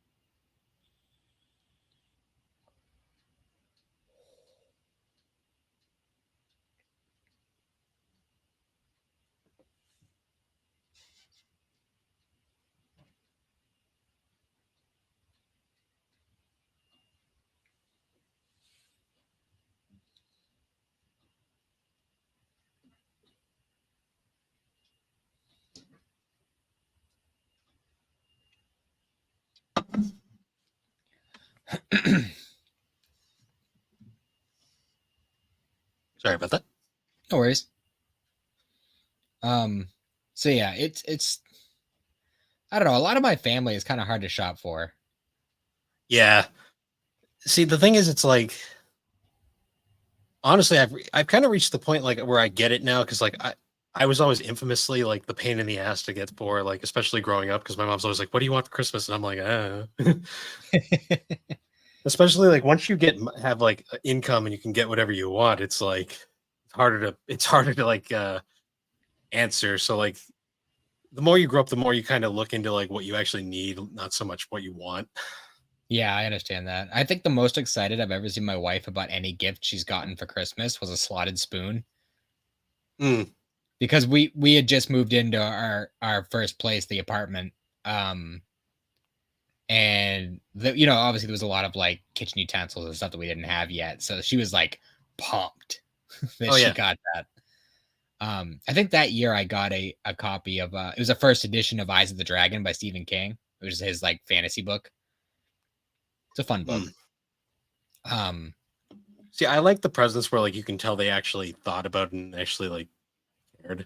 Because like you can tell sometimes when they don't, when it's, I've never had this with family, but like sometimes like friends and stuff, they don't know what to get you, so they get you just something like random, and you're like, that's cool, I guess. Yeah, I get that.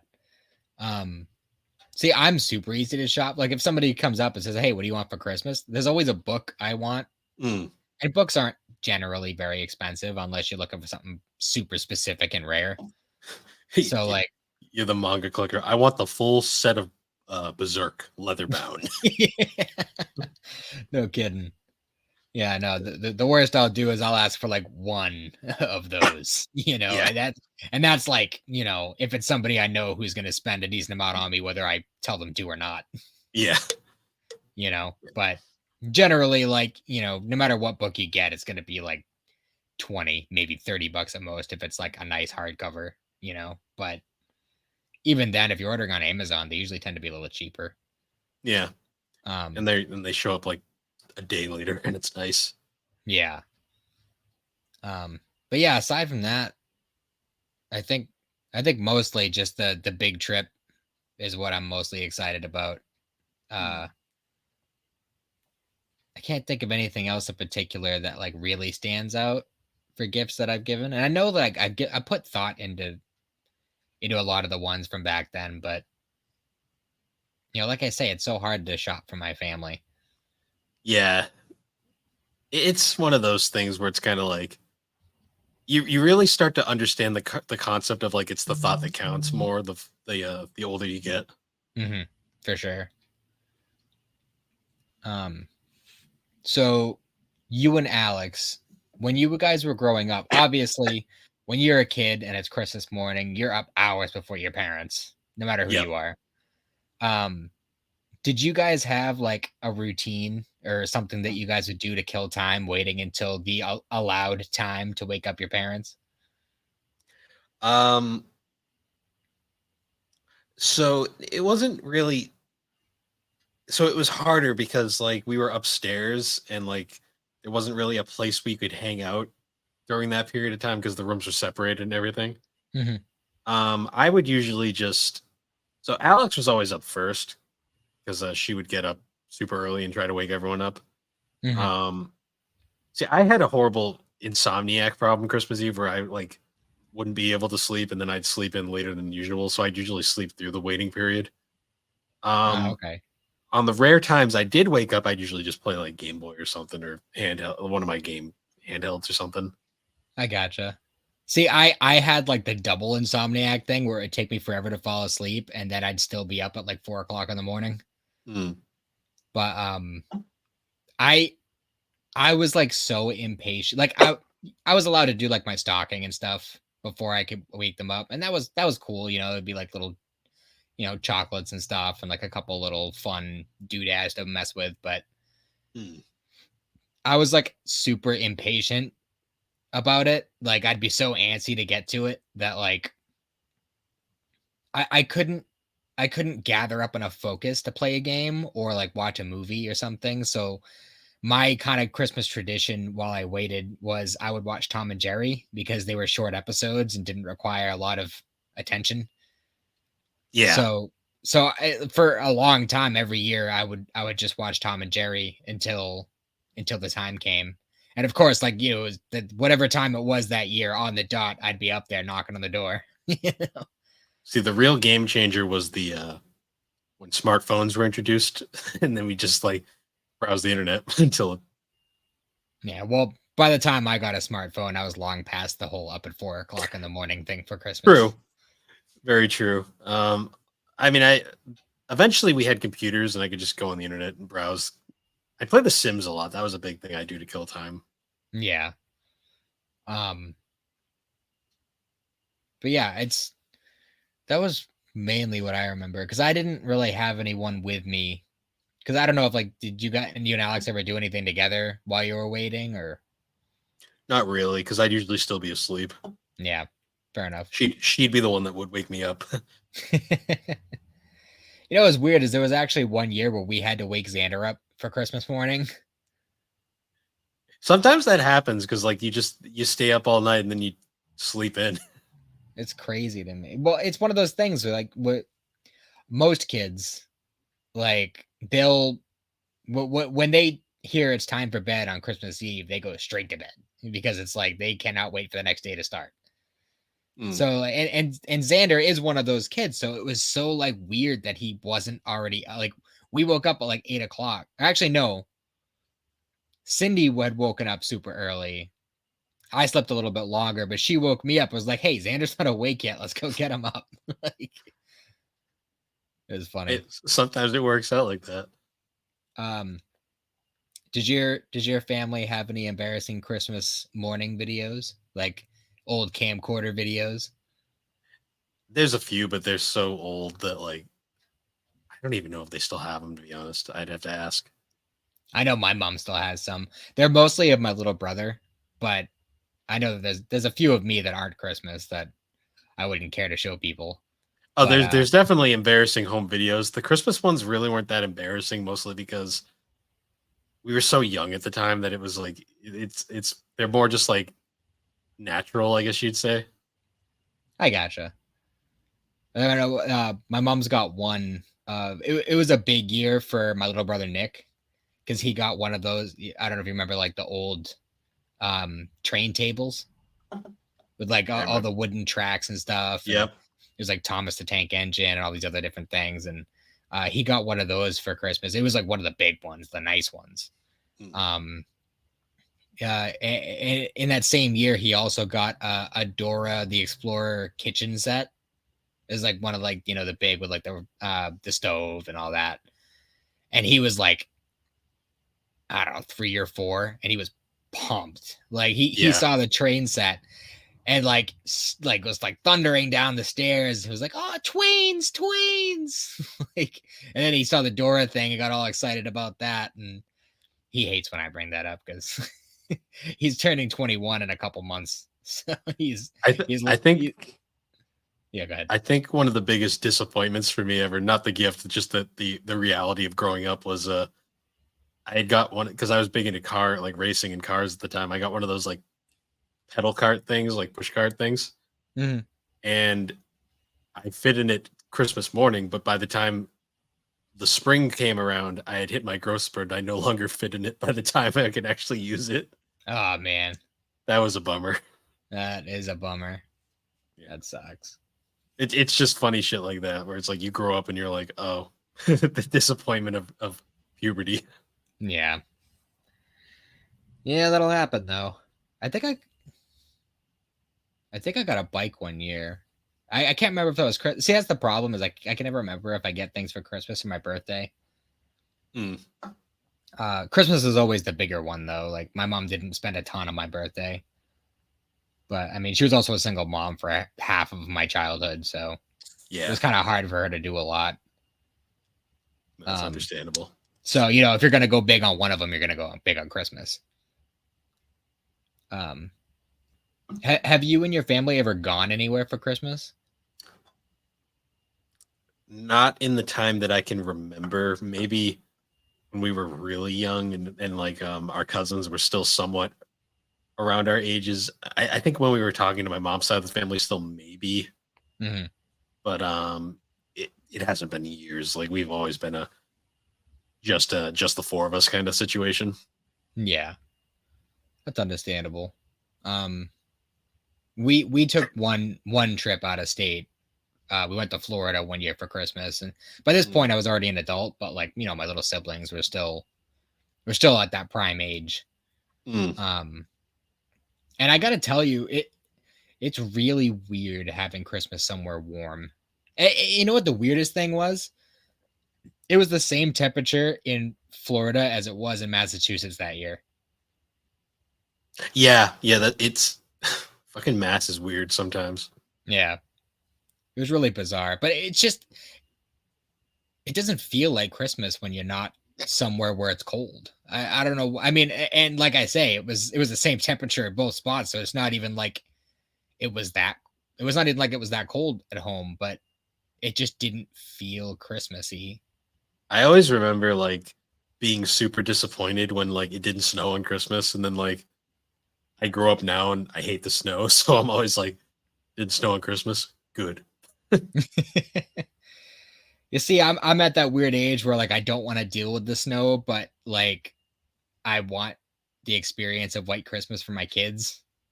Yeah, I can see the difference there. So there's a struggle in my brain with that. It's like I don't want to deal with the whole like shoveling and all that bullshit, but at the same time, like I want my kids to be able to experience the White Christmas that I had when I was a kid.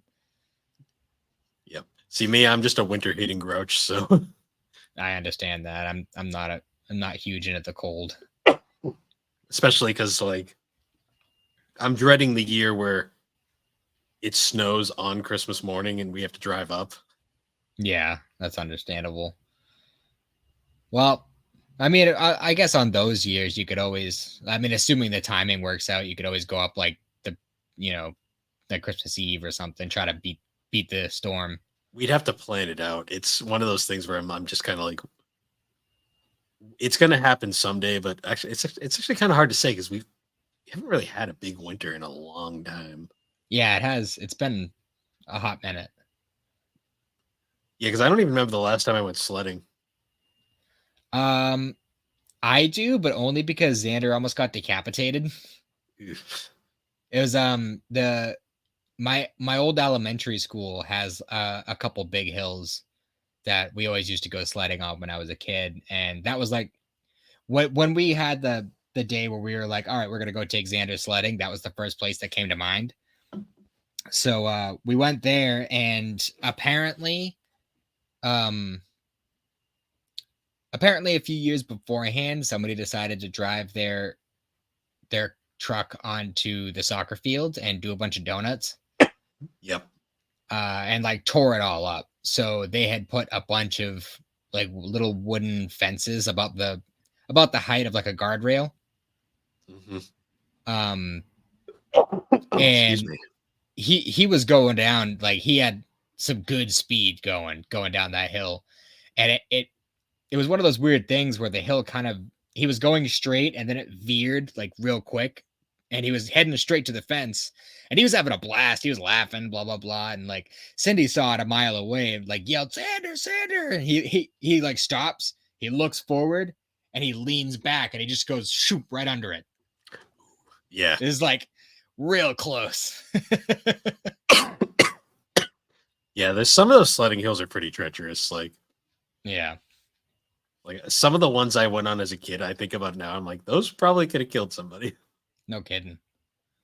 Yeah, there's definitely could have been some bad times.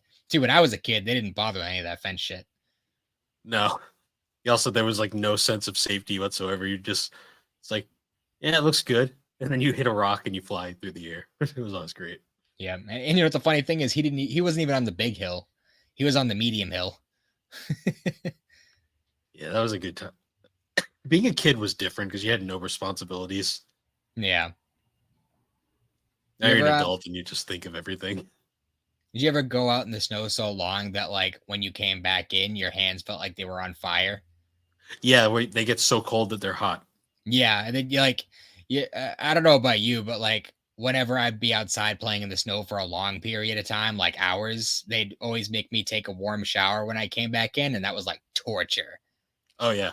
It's That like was- getting stabbed with 1,000 swords. yeah. I always remember that. I remember building the huge snow forts and then them collapsing because like the snow wasn't like the good kind of snow. Yeah, I tried making igloo once, didn't work out. No. um, I, so moving a little bit away from Christmas itself, since this is the last episode of the year, I was thinking maybe we could go over some of our favorite, you know, books, movies, TV shows, animes, video games from the past year. yeah, we could do that. Um, I guess we can start with games. It's kind of sad because I did not play a lot of new games this year. Yeah, me neither. And the games I did play are all either old games or remakes of old games. Yeah, there was a lot of remakes this year, I will say. Yeah. Like I think my game of the year is still the Super Mario RPG remake. And that came out less than a month ago. Yeah, I know. It says a lot about the games I played this year. um, I don't know for me, honestly, for video games. I've only actually beat one, like start to finish. I've only gone through one game this year. I think I did technically beat Dragon Quest IV towards the beginning of the year, but I'd started it last year. Mm. Um, I think Dragon Quest V is the only one I've gone total beginning to end. I liked Crisis Core a lot. That was really fun, but it got repetitive after a while. Yeah, that's the downside to Crisis Core. It's a great story, great game, just a little too much combat. Yeah. Um, I'm playing Final Fantasy 2 right now, and I'm actually enjoying it a lot more than I thought I would, because every like Final Fantasy ranking that I would see would have 2 at the bottom, Well, I mean, a lot of people or they don't close like to it at least. people don't like having to train your weapons.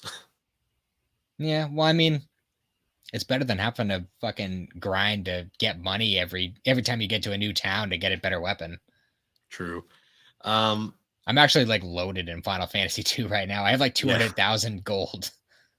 I think the big game I played this year was Final Fantasy 16, Mhm. and I liked it. Wasn't perfect. I still prefer turn-based RPGs, but it was the first Final Fantasy that I legitimately enjoyed in over a decade. So I mean, that's not a bad thing. got Nothing my wrong with that. got damn use out of my PS5. So There you go.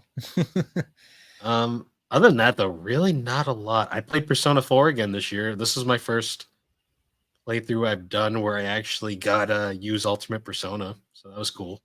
There you go.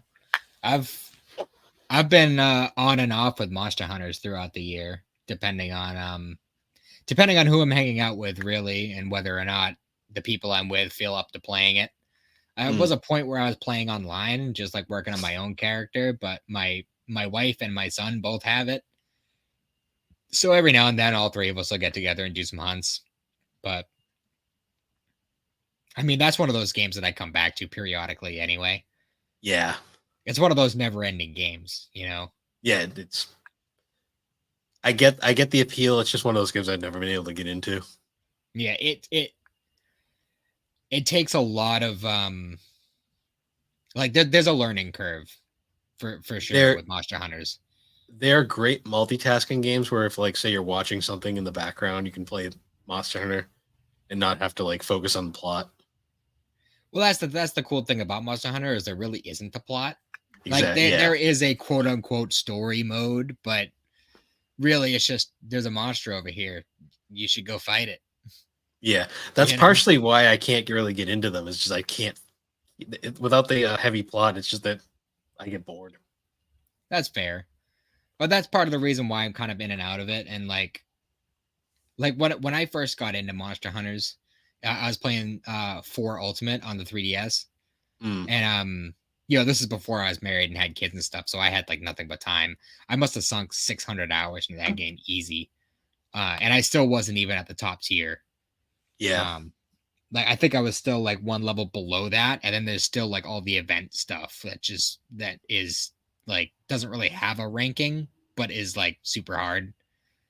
But I mean, it took a good 100 hours really to like fully get the hang of it, like especially because there's so there's a fair amount of different kinds of weapons and stuff, so like figuring out what weapon you want to go with, because once you pick a weapon, like yeah, you can fool around with some other ones, but you kind of have to stick with the one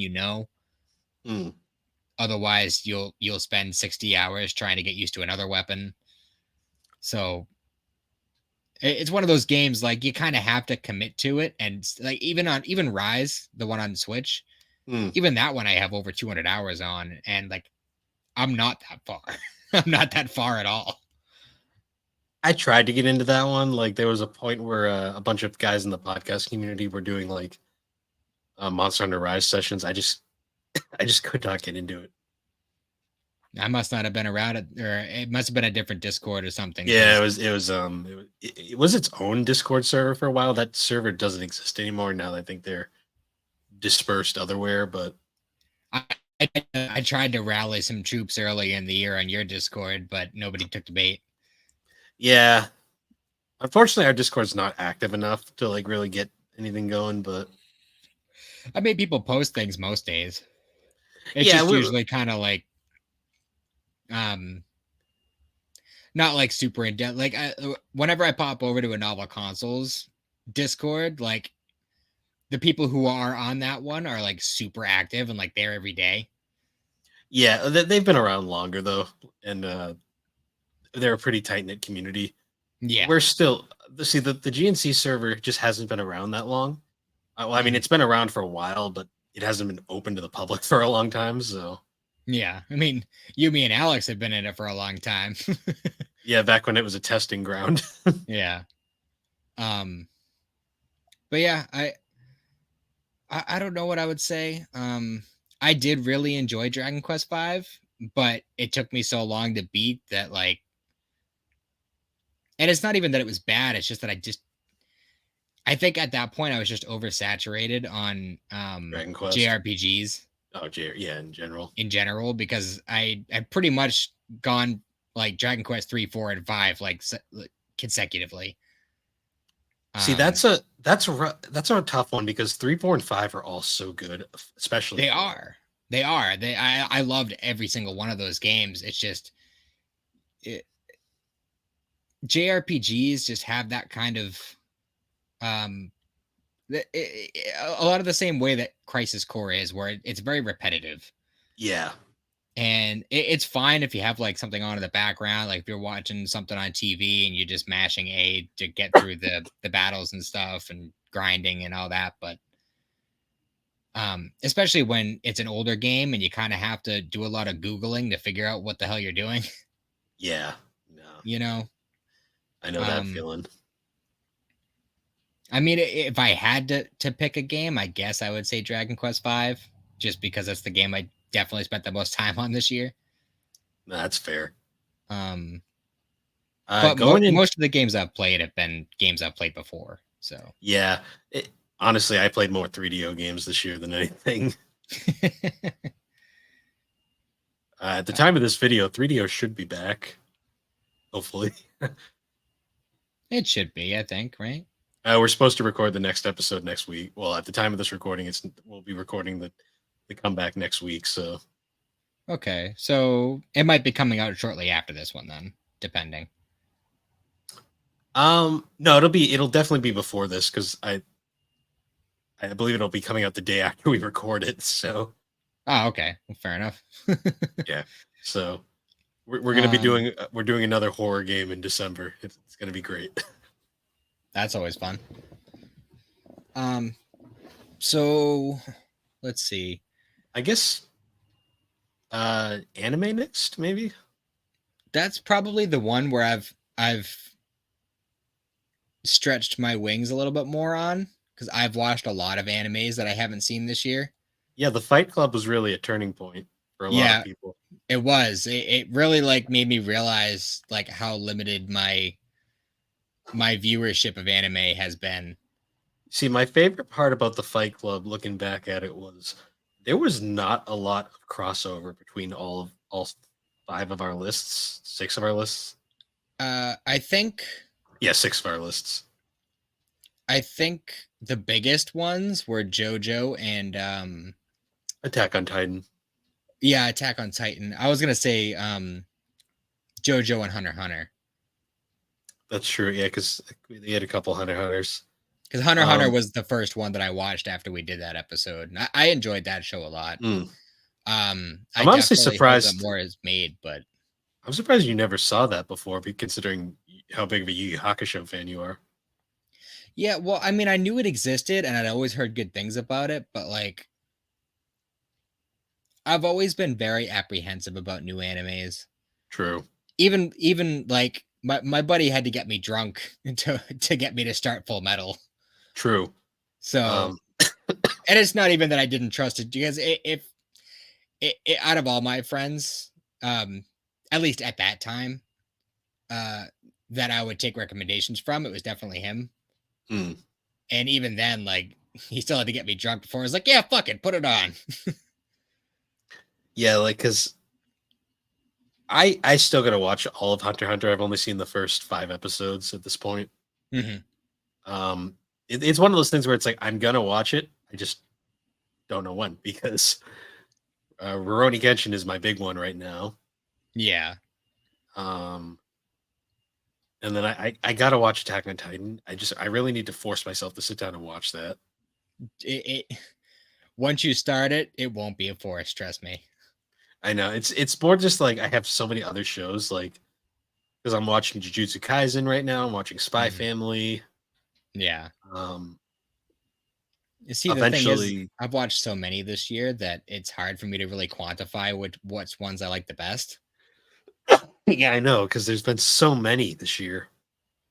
Because I was pulling from everybody's lists from the Fight Club, and then from you and Alex's top 25 lists and stuff like that. I mean, I watched Chainsaw Man this year. Chainsaw Man was a surprise. Like, I did not expect to like that as much as I did. For real. I watched Death Parade this year, which I liked a lot. Yeah, Alex has been flying the torch for Death Parade for like 4 years now, and he finally got me to watch it, and I guess it got you to watch it as well, because that's a fun one, especially because it's a self-contained 12 episodes and it's very easy to watch. It is, and it's almost episodic, but there is like a plot that's strung together throughout.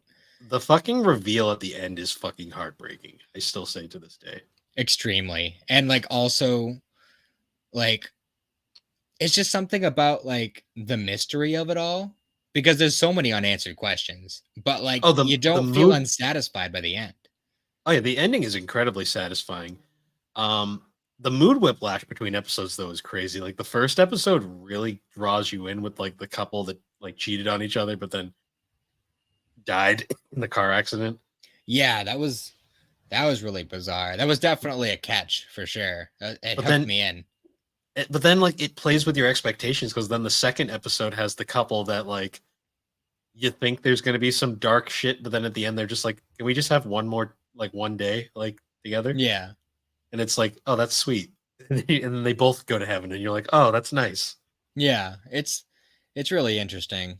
Like I feel like I could have a whole episode just talking about that show, just You know, because like there's so many aspects to it that I'd like to know more about. But like I'm also totally cool with it just staying as it is. it's also it's anime only. There's no manga attached to that, so it's like Mm. a very self-contained, like it is what it is kind of thing. That's one I really want to show my wife because I know she'll like that one a lot. You know what throws me off every watching it now though? Ever since I noticed it, What's that? the main character he's voiced by the same guy that plays Lloyd in Spy Family. Really? Once you hear it, you'll never unhear it. That makes sense. That's another one I watched this year that I really really enjoyed with Spy Family. Spy Family season 2 has been so enjoyable. I'm looking so forward to the movie. We caught up last Saturday. They were still on the boat, but I gotta watch that because like I'm I know the dub's up to like episode 7, I think maybe. I gotta sit down and just watch like blast through them pretty soon. well, see, it's hard for me to like. I'd have to actually go on Crunchyroll and count out the episodes because they list it as like episode 26 onward. Yeah, I know it's because it's technically all they use the numbering. Yeah. Spy Family is just such a weird show to me because it's like the plot is so ridiculous, especially when you find out that the author wrote it literally as like he wrote it during a case of like writer's block. Hmm. Because like the author for Spy Family infamously like he was infamous in the manga community for like every one of his books would get canceled before like after like a few issues in because they just weren't selling. Yeah. And he wrote Spy Family out of like frustration and like writer's block, and it ended up being the one that fucking blew up. Which just figures. I think that's just one of those things that goes to show is like if you're a creative, it's best to just kind of let it flow and not try to force a story. Mm. And This that's not just the case for everybody, but a lot of times that tends to be the case. Yeah, I'm surprised how much that's picked up in the States too, because like apparently it's fairly big in Japan, but apparently it's massive in America. Yeah, well, it doesn't surprise me because it's got that kind of like Western feel to it. Mm. Yeah, Um, especially the setting is super confusing to me though when it takes place. It's apparently in the mid '80s. Apparently, it doesn't look that way at all. it's like It it look '70s, it '80s looks ish. it looks like it's supposed to be like the 30s. Well, that completely got thrown out of the window when the cruise ship shows up because that cruise ship is. I say this as a ship nerd because I know a lot of these things, but the cruise ship that they go on is very clearly the Queen Elizabeth II. Hmm. And the Queen Elizabeth II was made in the 60s and was mostly well known for her time in the 70s and 80s. Hmm. So, and I think her design in the show that they're basing it off of is from the 80s. So I gotcha. it's unclear though, because but see, the thing is, like, there's points where it feels like the 30s, but then you see like the fashion senses, and it's like now it feels like the mid 80s, like all of a sudden. Yeah, it's wild. But I mean, I don't know. It's just something about the vibe of the show that I just love. Because it's got that weird like World War like setting. Like it's got a very, it's kind of like a Full Metal. It's got like that kind of German setting feel to Although it. I guess 60s would make sense because it feels like it's a very Cold War Yeah, kind of like kind of setting. 60s, 70s ish. Yeah, like with the very like, oh, you better watch out or you'll get reported for being a communist, like I don't know. I I also, feel like 60s would make the most sense. yeah, it's also the characters are just so likable too. Like that's like the big key to it. Like, oh, for sure. and they're all super unique too. Like I'm just thinking of like the episode, one of the more recent episodes where like the side character Frankie's trying to find a cat to impress a girl, Yeah. and Yor decides to help. And Yeah, I like love that there's one. an entire scene where like Yor's just like covered in cats and like spinning around in the background. And I'm just like this. Yor is like a master assassin, but she's also a complete ditz at the same time, which makes it great. I know. I don't know. It's just something about the characters just works so well with that show. They just meld together so well. Mm. How like they each have like kind of their own thing. And I love like the like mystery, not mystery, but like it's a mystery to each other because none of them know about each other's secret lives. Well, Anya knows everything. That's the Yes. best part about Which it. makes it even better. Like, My favorite part is though, like you know that at some point they're gonna find out, and you just wonder what's gonna happen then. yeah. Well, I mean, I feel like it's pretty obvious that it's going to end with them just kind of the way I see it, it's going to end one of two ways, or well, we'll say one of three ways. Either they're all going to find out and it's going to be a happy ending, them deciding to be a family, or none of them find out and they still decide to be a family, or I lost the third one. Well, maybe it's just two. See, I know at some point there's gonna be a point where Lloyd has a mission to take out Thorn Princess, or you know that like Or vice versa. Yor's gonna get a hit on Twilight. You know it's gonna happen at some point. I'm sure.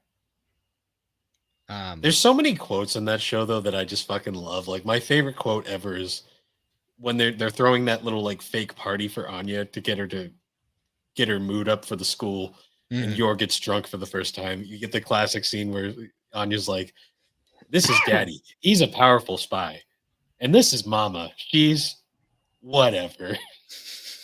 My wife And and I Yor, quote that one all the time. it's just Yor's like reaction to that is great because she's like wasted. she, Yeah. but she immediately picks up on that one. um yeah, what was one of the other ones that I liked a lot? I liked that when they were having the interview and there was that one guy in like the school committee that was just being a total jerk, and Lloyd like smashes the Smashes the table. table. He's It's like, just, "There was a sorry, there was a mosquito." mosquito. Like, I lost my shit when I watched that the first time. Also, the good teacher, the one that's like recurring, is my favorite character in the show, Mr. Elegance. Yes, he's the best. I love him. I mean, there isn't really a bad character at all in that show. Like one of my favorite episodes is the one where Yor is trying to learn how to be a better cook, but they do like kind of like a bait and switch like intro where you think she just committed a murder, Yeah, but no, she just squeezed some tomatoes too hard. yeah. I mean, even I even kind of find it hard to dislike Damien's little lackeys. Like, Oh, they're fun. They're yeah. great. Like you'd think that they should be annoying and that they would just be a pain in the ass, but I I, I don't know. I find them enjoyable. Even the fucking antagonist of the series, like Desmond. Well, we think he's the antagonist. We don't really know at this point. We don't even know E what the whole purpose of this thing really is. Yeah, honestly, even he's pretty fascinating from his like one appearance. Yeah. It's just such an interesting show, and I'm curious to see where it goes, especially because the manga so far that I've read is pretty good. Hmm. So That's one of the ones I really want to collect. I mean, now's the time because they're only up to volume 10 at the moment. Yeah, well, I got to focus on the kids right now. We'll see what I know. happens after Christmas. We'll see. I was hoping I'd find like a Black Friday deal with for like the like set of like the first 8 or something, but no such Yeah, luck. they haven't done that yet, like a box set yet, and a lot of them have. Like Chainsaw Man did a whole box set of the first part of the manga. So Yeah, that came out recently. But yeah, aside from Spy Family, there's the other two slice of life shows that I watched this year, which Fruits Basket and Kaguya-sama, if you'd which like to know more about fruit baskets, we did an entire episode discussing it. yeah, I enjoyed Fruits Baskets for what it was, but I definitely think out of the three slice of lives, that one's at the bottom. Not because it was unlikable, but because the other two, Kaguya and Spy Family, just I don't know. I think I like the humorous. Oh wait, no, four slice of life. I also watched Comey. Right. So Um, you got to remember, Fruit Baskets 2 though isn't a comedy. yeah, well, I think that's part of where it kind of loses me a little bit. Is like I like drama to a point, Yeah, but Fruit Baskets is a little bit too much in the feels sometimes. it's like constant. Yeah, It's like every time a new character, it's like, oh great, can't wait to see how this person's broken. yeah, I know. But just overall, I mean, it was a good show. I'm not trying to shit on it. It's I a prefer classic. if I'm watching slice of life anime, I tend to like the more upbeat stuff. Yeah, yeah. Fruit Baskets is the thing about Fruit Baskets that makes it unique is it's very much its own thing. Mm-hmm. Like there's nothing quite like it. That's I think what makes it appeal to people. Yeah, well, I mean, that show definitely has a lot of staying power. I mean, the original anime got a ton of people into it, and then when it got revived, like just brought in a whole new crowd of people. So, Plus the dub has so many iconic actors in it and oh yeah, actresses. for sure. When Uh, Laura Bailey actually does an anime like in like the modern era just because she liked it that much, mhm, it says a lot about the quality of it. yeah. But yeah, Kaguya-sama, I found myself really liking that one. That show is it's so funny because the manga takes such a weird turn later on, but that show is just like hilarious to me. Like the whole concept of like the whole like it's two people that are obviously in love with each other but are too stubborn to admit it, Mhm, and just the weird like back and forth they try to do to get people to get to get each other to confess. yeah, and just I don't know. The characters are so goofy in that show. Like, Oh yeah, like because even like the main two are great too, but even like the background characters like Chika, Yu, and Miko are all super interesting. oh yeah. Well, with these kinds of shows, I feel like the side characters tend to be like the most interesting. Like, what's her What was name? your Hayasaka. oh yeah, the other main Sh- character. She's a super interesting character, but like we know nothing about her. You'll find out more later in the manga. I won't spoil anything. Well, hopefully the anime continues. I hope so. I Like feel like it has a big enough following at this point where it'd be kind of I hope foolish not so. to. I mean, his other series, Oshinoko, is getting a second season. You'd hope, like, it's pretty popular. Yeah, well, that doesn't necessarily mean anything because I don't think we're ever going to get a second season of Bakano, but Durarara got 2 seasons, so True. Um, we'll see. I have to ask, what did you think of the Chica dance? Oh, when The wait, one outro, the like credits that's just Chica dancing, and it comes out of nowhere, and it never gets referenced again. oh yeah, it was like the weird. Yeah, I know exactly what you're. Fujiwara, right? Yeah, where she's just dancing, and it's like got this catchy song, and then it That was never so appears. bizarre. That was so bizarre. That song is unnecessarily catchy though, and like I have it on my anime playlist that I play every now and then. Oh yeah. There was a point in time after my wife and I started watching Spy Family where we would listen to that outro from the first season like constantly. The all the intros are bops too, like the love is war, love is war, love is war. Oh Like yeah. that because it's the same guy who does all the intros and he just like is so over the top that in like the best way possible. Yeah. Um trying to think so. Oh, I watched JoJo's Bizarre Adventure this year. Still haven't watched that one. I found myself really enjoying that one. Cuz last year I had read the first 3 parts of the manga on the Viz app, and I enjoyed it for what it was. I tended to like the first 2 parts more when I was reading it. Um, but when I watched the anime, I found myself liking 3 a ton. See, Alex loves part 3 and 4. She especially loves part 4. Well, part 4 is a lot less serious. Like I think that's why Alex likes it so much. it's a lot more upbeat, and it really plays a lot more into the side characters. But then at the same time, it does also have its really dark moments. And that show Yeah. is not kind to animals. No. I saw a few episodes just watching casually while Alex had it on. It's something. That show is so mean to dogs.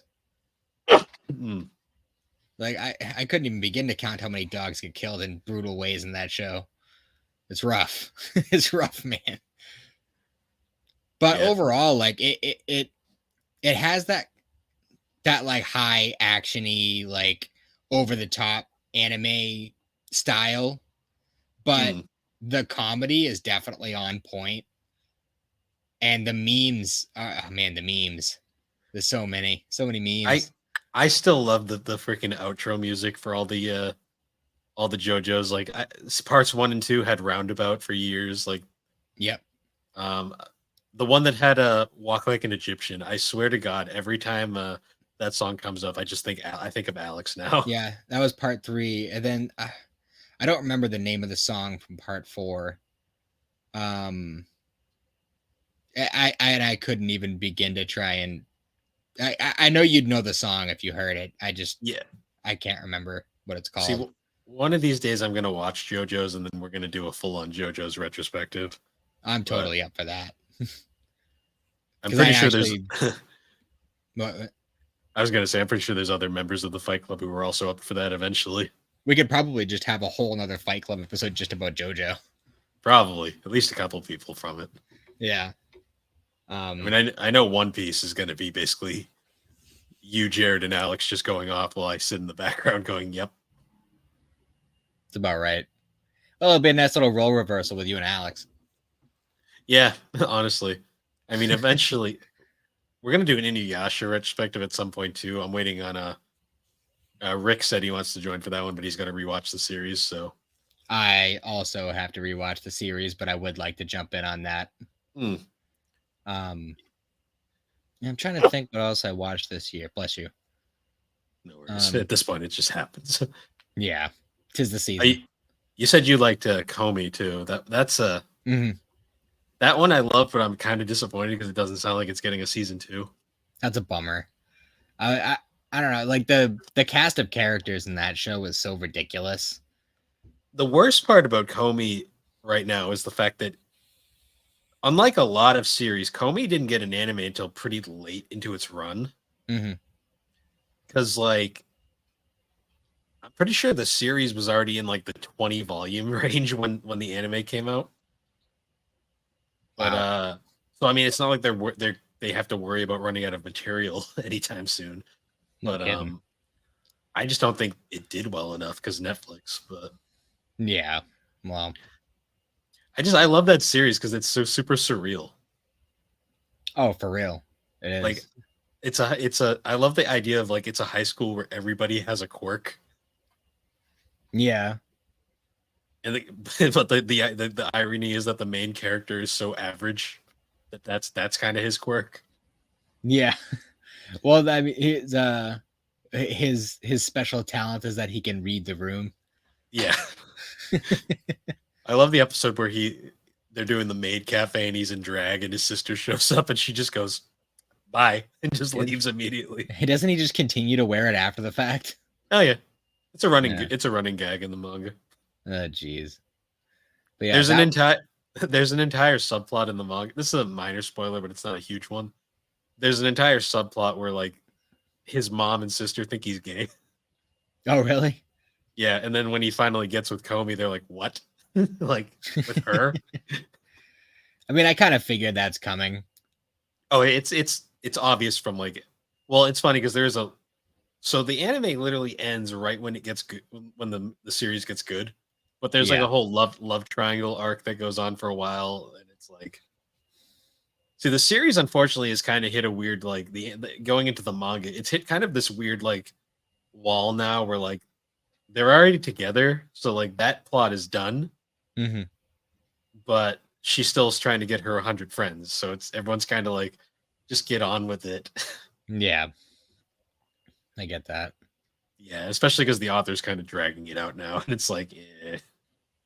Yeah. Well, I feel like there's only so far you can go with a slice of life. It gets to a point where it's just kind of, it's like when a sitcom goes on too long, you know? They haven't reached the anime trope of they banged yet, so that's a sign. Yeah. Let's see. I watched Dragon Quest: The Adventures of Dai this year. I liked that one a lot. It definitely the animation was really good. The general story of it was definitely geared a little bit more towards kids. Like it wasn't like it had its serious moments and stuff, but it was definitely like, that's something I would feel comfortable like showing to an 8-year-old. It's very tame. Yeah, it watching anime this year has made me realize how many of them just aren't meant for kids. Oh yeah, like anyone who says that all cartoons are only for kids is a fool. All cartoons are for kids. So there's an anime I'd like to show you. It's called Akira. Yeah, right.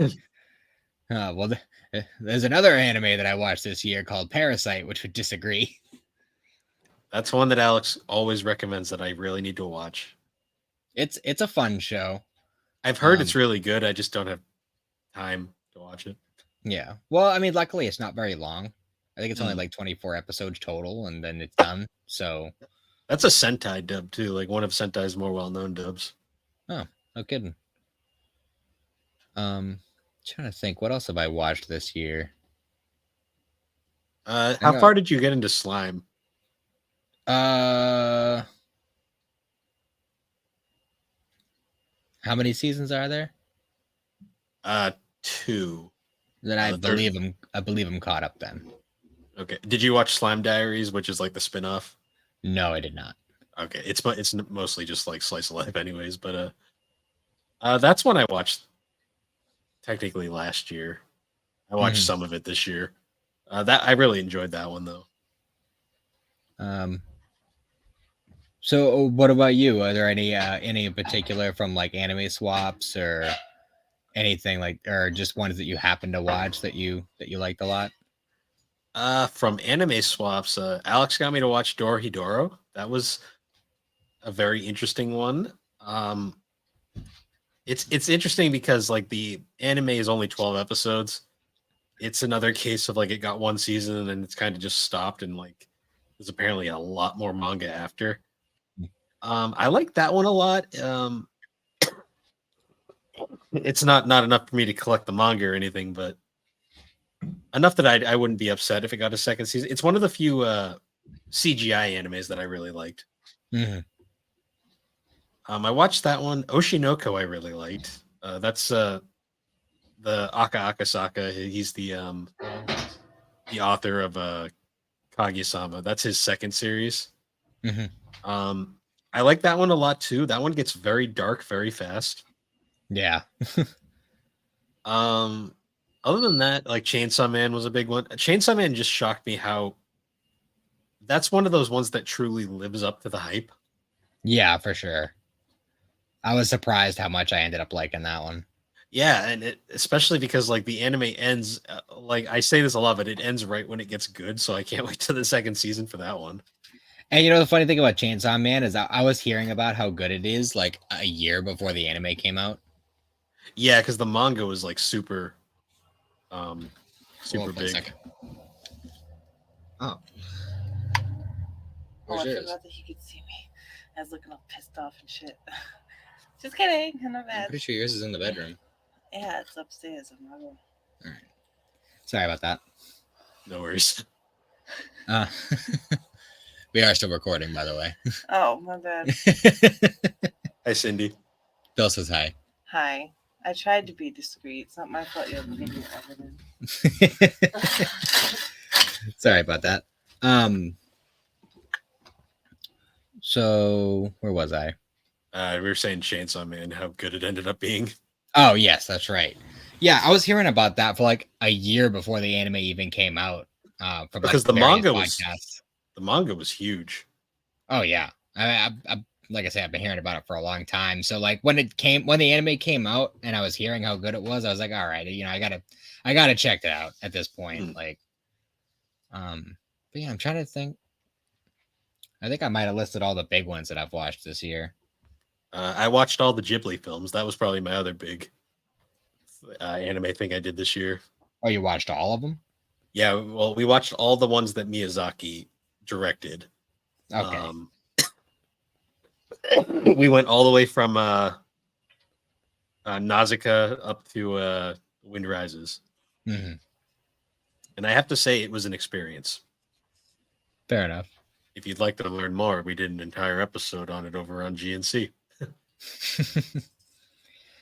All right, so if you had to pick your top for the year, what would you think it would be? Top for the year.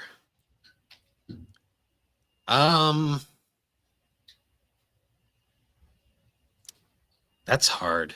I want to say Spy Family, maybe, because that's been like the biggest pleasant surprise. Kaguya-sama. Well, technically, I watched that last year.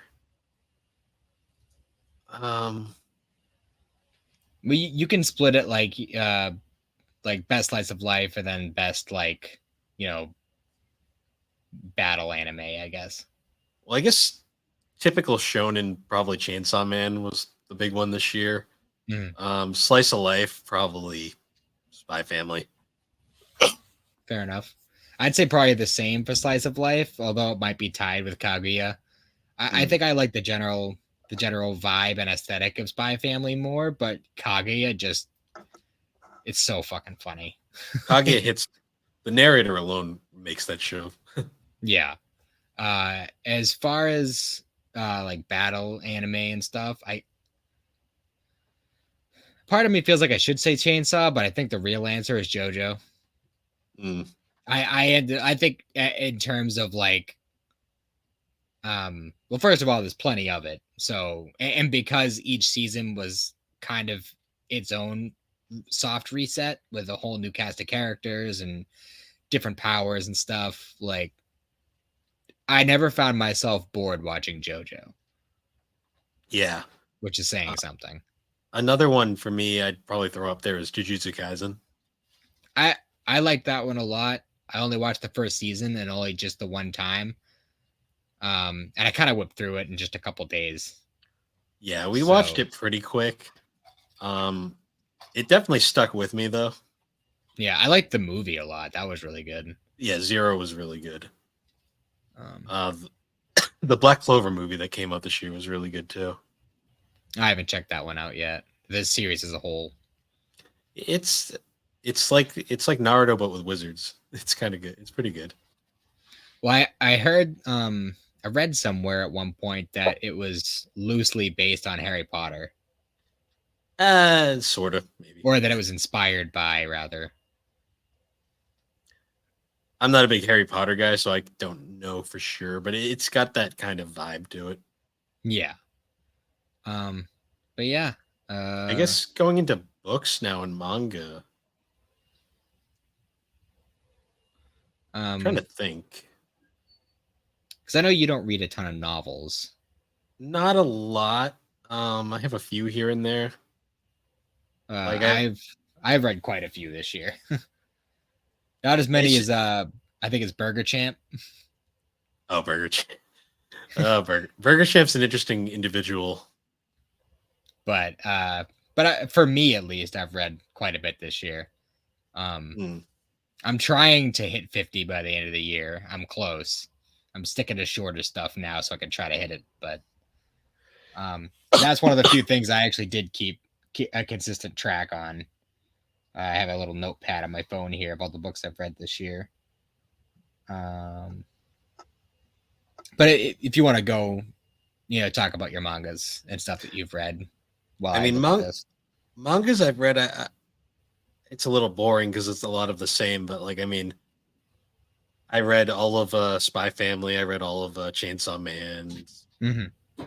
A big one I read this year was Sakamoto Days, which I guess to describe it in like a simple way is essentially an ex. Oh God damn it! This is my voice.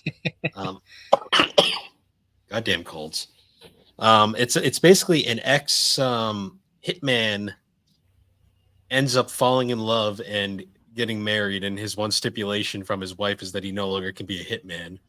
So he can no longer kill. That's her stipulation, or else she'll divorce him.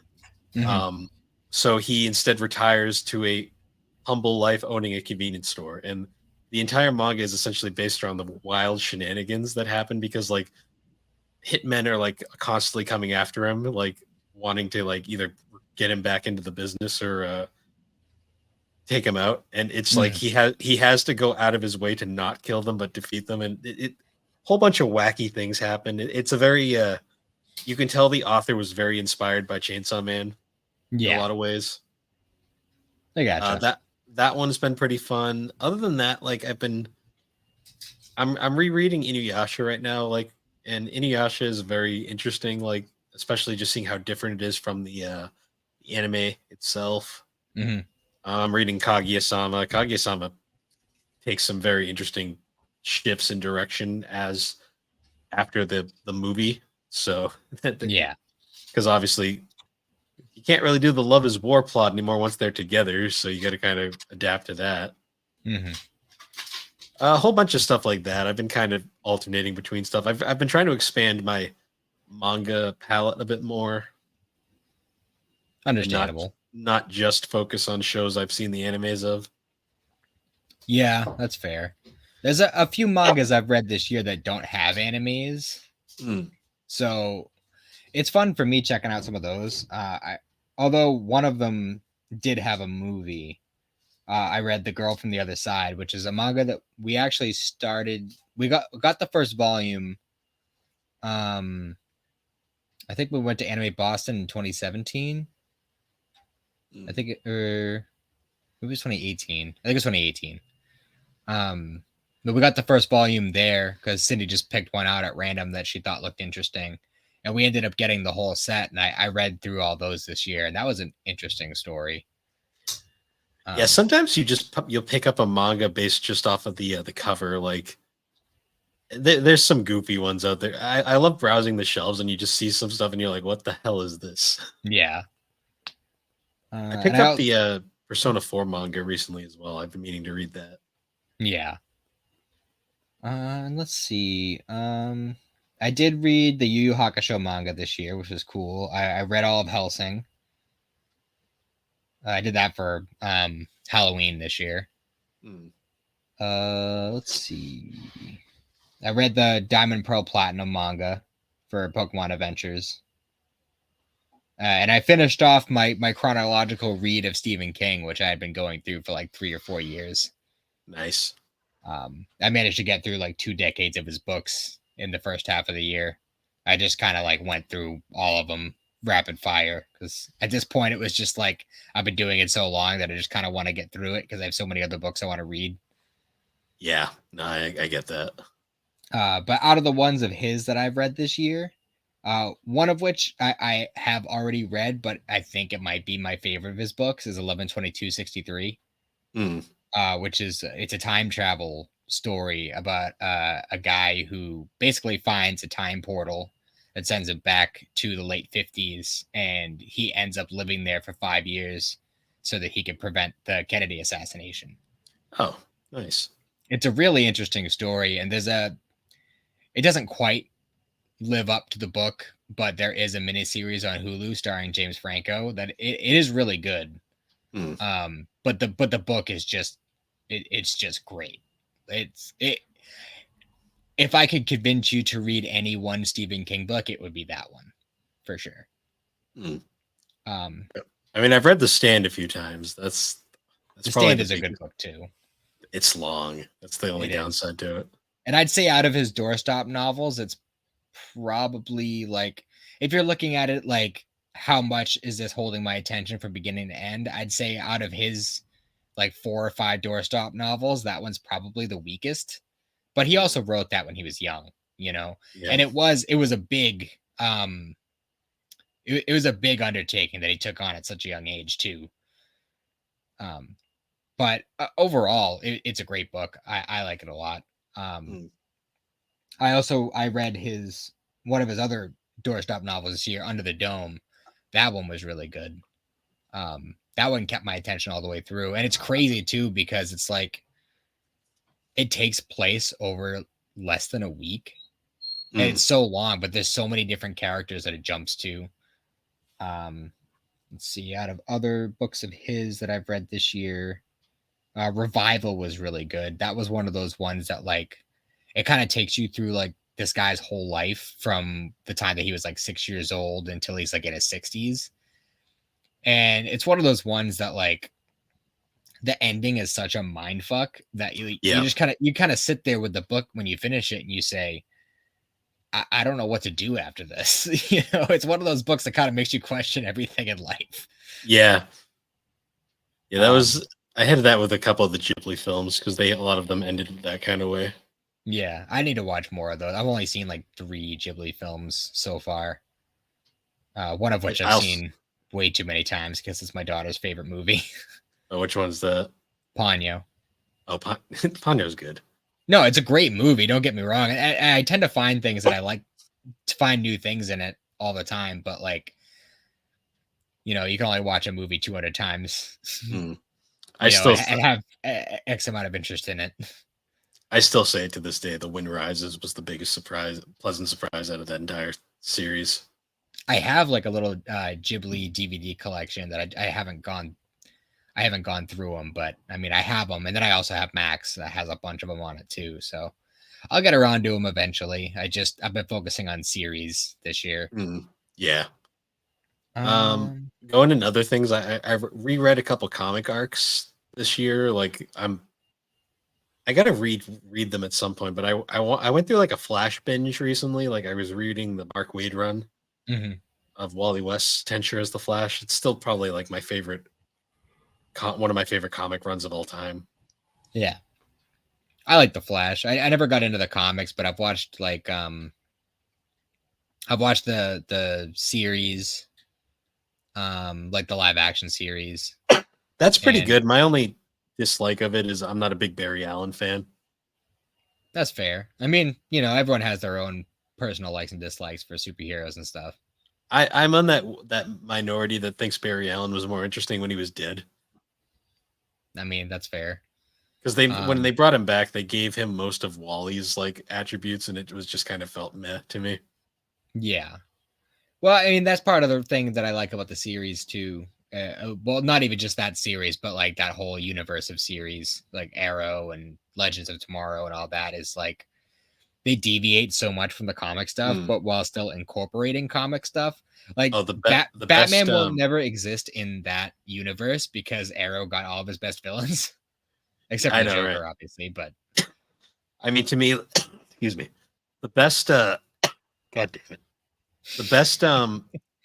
The best CW superhero show that I've seen out of all of them this year was definitely Superman and Lois. Oh, is that part of that same universe? Mm-hmm. Oh, okay. I wasn't aware of that. I always thought that just Supergirl was the representation in that show. So Superman and Lois came out of the Crisis on Infinite Earths thing that they did. Oh, okay. It is the best live action rendition of Superman there has ever been, though. See, I have way more interest in catching up with the Arrowverse than I do catching up with Marvel. I know, it's weird. I've always just been more of a DC guy anyway, so just automatically I tend to veer that way. But I also just like the structure of the shows. I grew up a Superman, like we're back to comics again, I just realized, but I've always been a Superman Flash kind of guy. Yeah, I get that. Like I'm one of those rare people that really likes Superman and like doesn't have a problem with the fact that he's invincible. Yeah, they just did a third Goku versus Superman on Death Battle. Did Goku win again? You mean Superman? Oh, did Superman win? I don't fucking know. Superman won all 3. Oh, did he? Okay, I don't even know why they bother keep doing it at this point, because I thought he won. They said it in the first episode, like no matter what, Superman has no limits, so no matter how many Goku breaks, he's never gonna win. And they did the second one, and they were like, "Yeah, Superman's got no limits. He's always gonna win." Like that argument's always been dumb to me too. It's like the only way. Excuse me. The only way Goku could ever beat Superman is if he used Kryptonite, but Goku would never do that because that's completely against everything Goku is. Yeah, I'd give him a sensu bean. I know, exactly. This is like Goku would never win that. Yeah, he's just too much of a nice guy and a level playing field kind of dude. And unfortunately, Superman is invincible. The thing is, though, on the flip side, though, Superman wouldn't fight Goku because this is the inherent flaw here: is Superman's not going to fight Goku because Goku's not a villain. That depends on who you're talking to. True, but the thing is, like, he did cause the destruction of 7 different universes. That is true. But in the context of what Superman believes in, as long as Goku's not destroying Metropolis, he ain't gonna bother. True. Oh wait, 7 universes and an entire timeline. Fair. Because the Future Trunks thing, that wasn't just Universe 7 that Zeno destroyed. He destroyed the entire multiverse in that timeline. Yeah, going back though, it's still the same thing though. Superman really probably wouldn't even bother because honestly, Goku would probably just be like, "Hey, let's fight," and Superman would be like, "No." I think they'd have an eating contest before they actually fought, and Superman would still win because Superman doesn't have to eat. That's like the weirdest fucking thing about. I get why they do it, but that's like one of the most one-sided ones I think they've ever done. Yeah, they've done it 3 times. Yeah, but people will still watch it because it's exactly what it is. Yeah, they just want to see punchy. Yeah. So yeah, aside from Stephen King books, let's see. I did read I read a bunch of like classic books and stuff that I've missed over the years, like The Great Gatsby, 1984.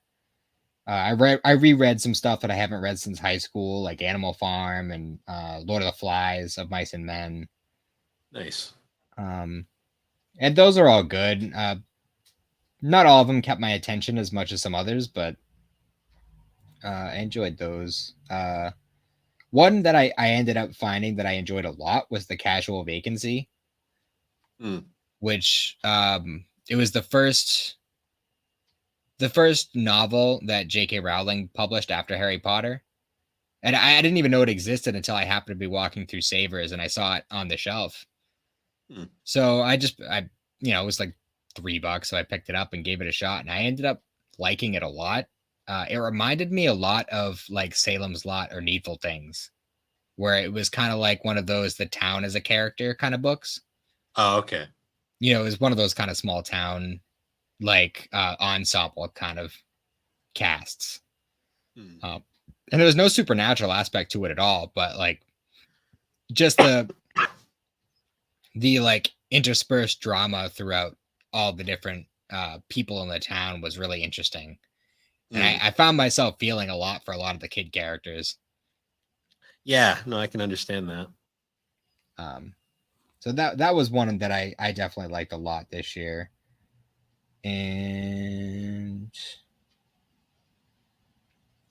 yeah, I think overall the one that I probably liked the most this year was 11/22/63, but I feel like I can't pick that one because I've read it before. So I'd probably say Under the Dome or Revival were probably my top book for the year. I gotta read more books, honestly. I could definitely toss you some recommendations. I have plenty of them. I mean, I got a shit ton of books over here that are just sitting there that I really should read at some point. Yeah, that's fair. I was actually just talking to Cindy earlier. At some point when I have more time and at least one other person willing to do it with me, I'd like to do a like chapter by chapter like podcast review of the Witcher series. Because I was looking around on my podcast app and there's really like no coverage of that book series. Like there's like maybe 8 Witcher series or Witcher podcasts, and 6 out of the 8 are all about the show, and the other 2 never finished the series and barely update, if ever. Yeah. So like there's really no coverage of the books. So that's something I'd like to do at some point. I don't know if there'd be any interest in it, but I think it would be fun. it's not my favorite book series, but after playing Witcher 3 and reading the books, like there's a lot in there that I like. I definitely think it's worth talking about, and from what I understand, the show doesn't do it justice. Yeah, that's what I've heard about a lot of these like shows that have been coming out lately. Other than that, though, I'm really not thinking of anything else really this year. Honestly, this year's been more stressful than anything. Yeah, I'm with you there. Hopefully next year won't be as bad. Hopefully. Fingers crossed. Hopefully.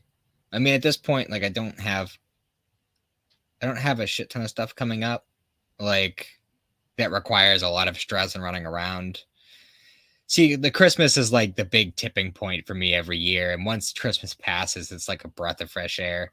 Yeah. It's like, all right, I got 6 months before I have to worry about any birthdays or anything like that. So the worst thing is Valentine's Day, and we don't even really take that really very seriously at all. So yeah. We'll go out to dinner. That's about it. Yeah, other than that, though, pretty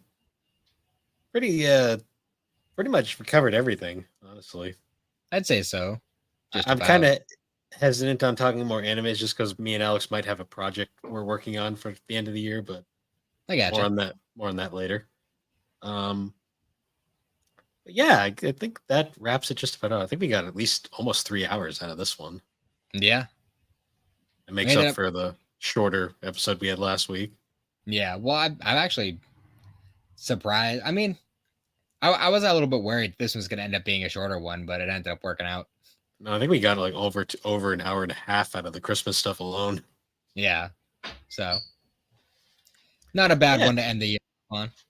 No, not at all, and we'll definitely continue on into next year because at the time of this release, I think there's actually one more GNC episode before season 3 before we start season 4, and while season 4 is going, we'll have Geek Addicts in between. Hell yeah!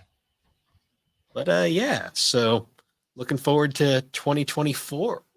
It's 2024, right? I don't even know next what year it is. Yeah. Looking forward to 2024. And before I lose my voice, once again, guys, thanks for joining us on Geek Addicts. You can find Geek Addicts in the GNC podcast feed on all your major podcasting platforms, particularly Apple Podcasts and Spotify. If you want to find all of our links, they're at linktree/thebarberwhogames. And if you'd like, you can join the GNC Podcast Discord server where you can talk. You can find all things gaming and collecting, Geek Addicts, the 3DO experience, or you can talk gaming, anime, or just anything, really. We're all pretty friendly there. And with that, guys, we will see you all next time in 2024. Merry Christmas, Happy New Year, Happy Holidays, all that jazz. And with that, we will see you later.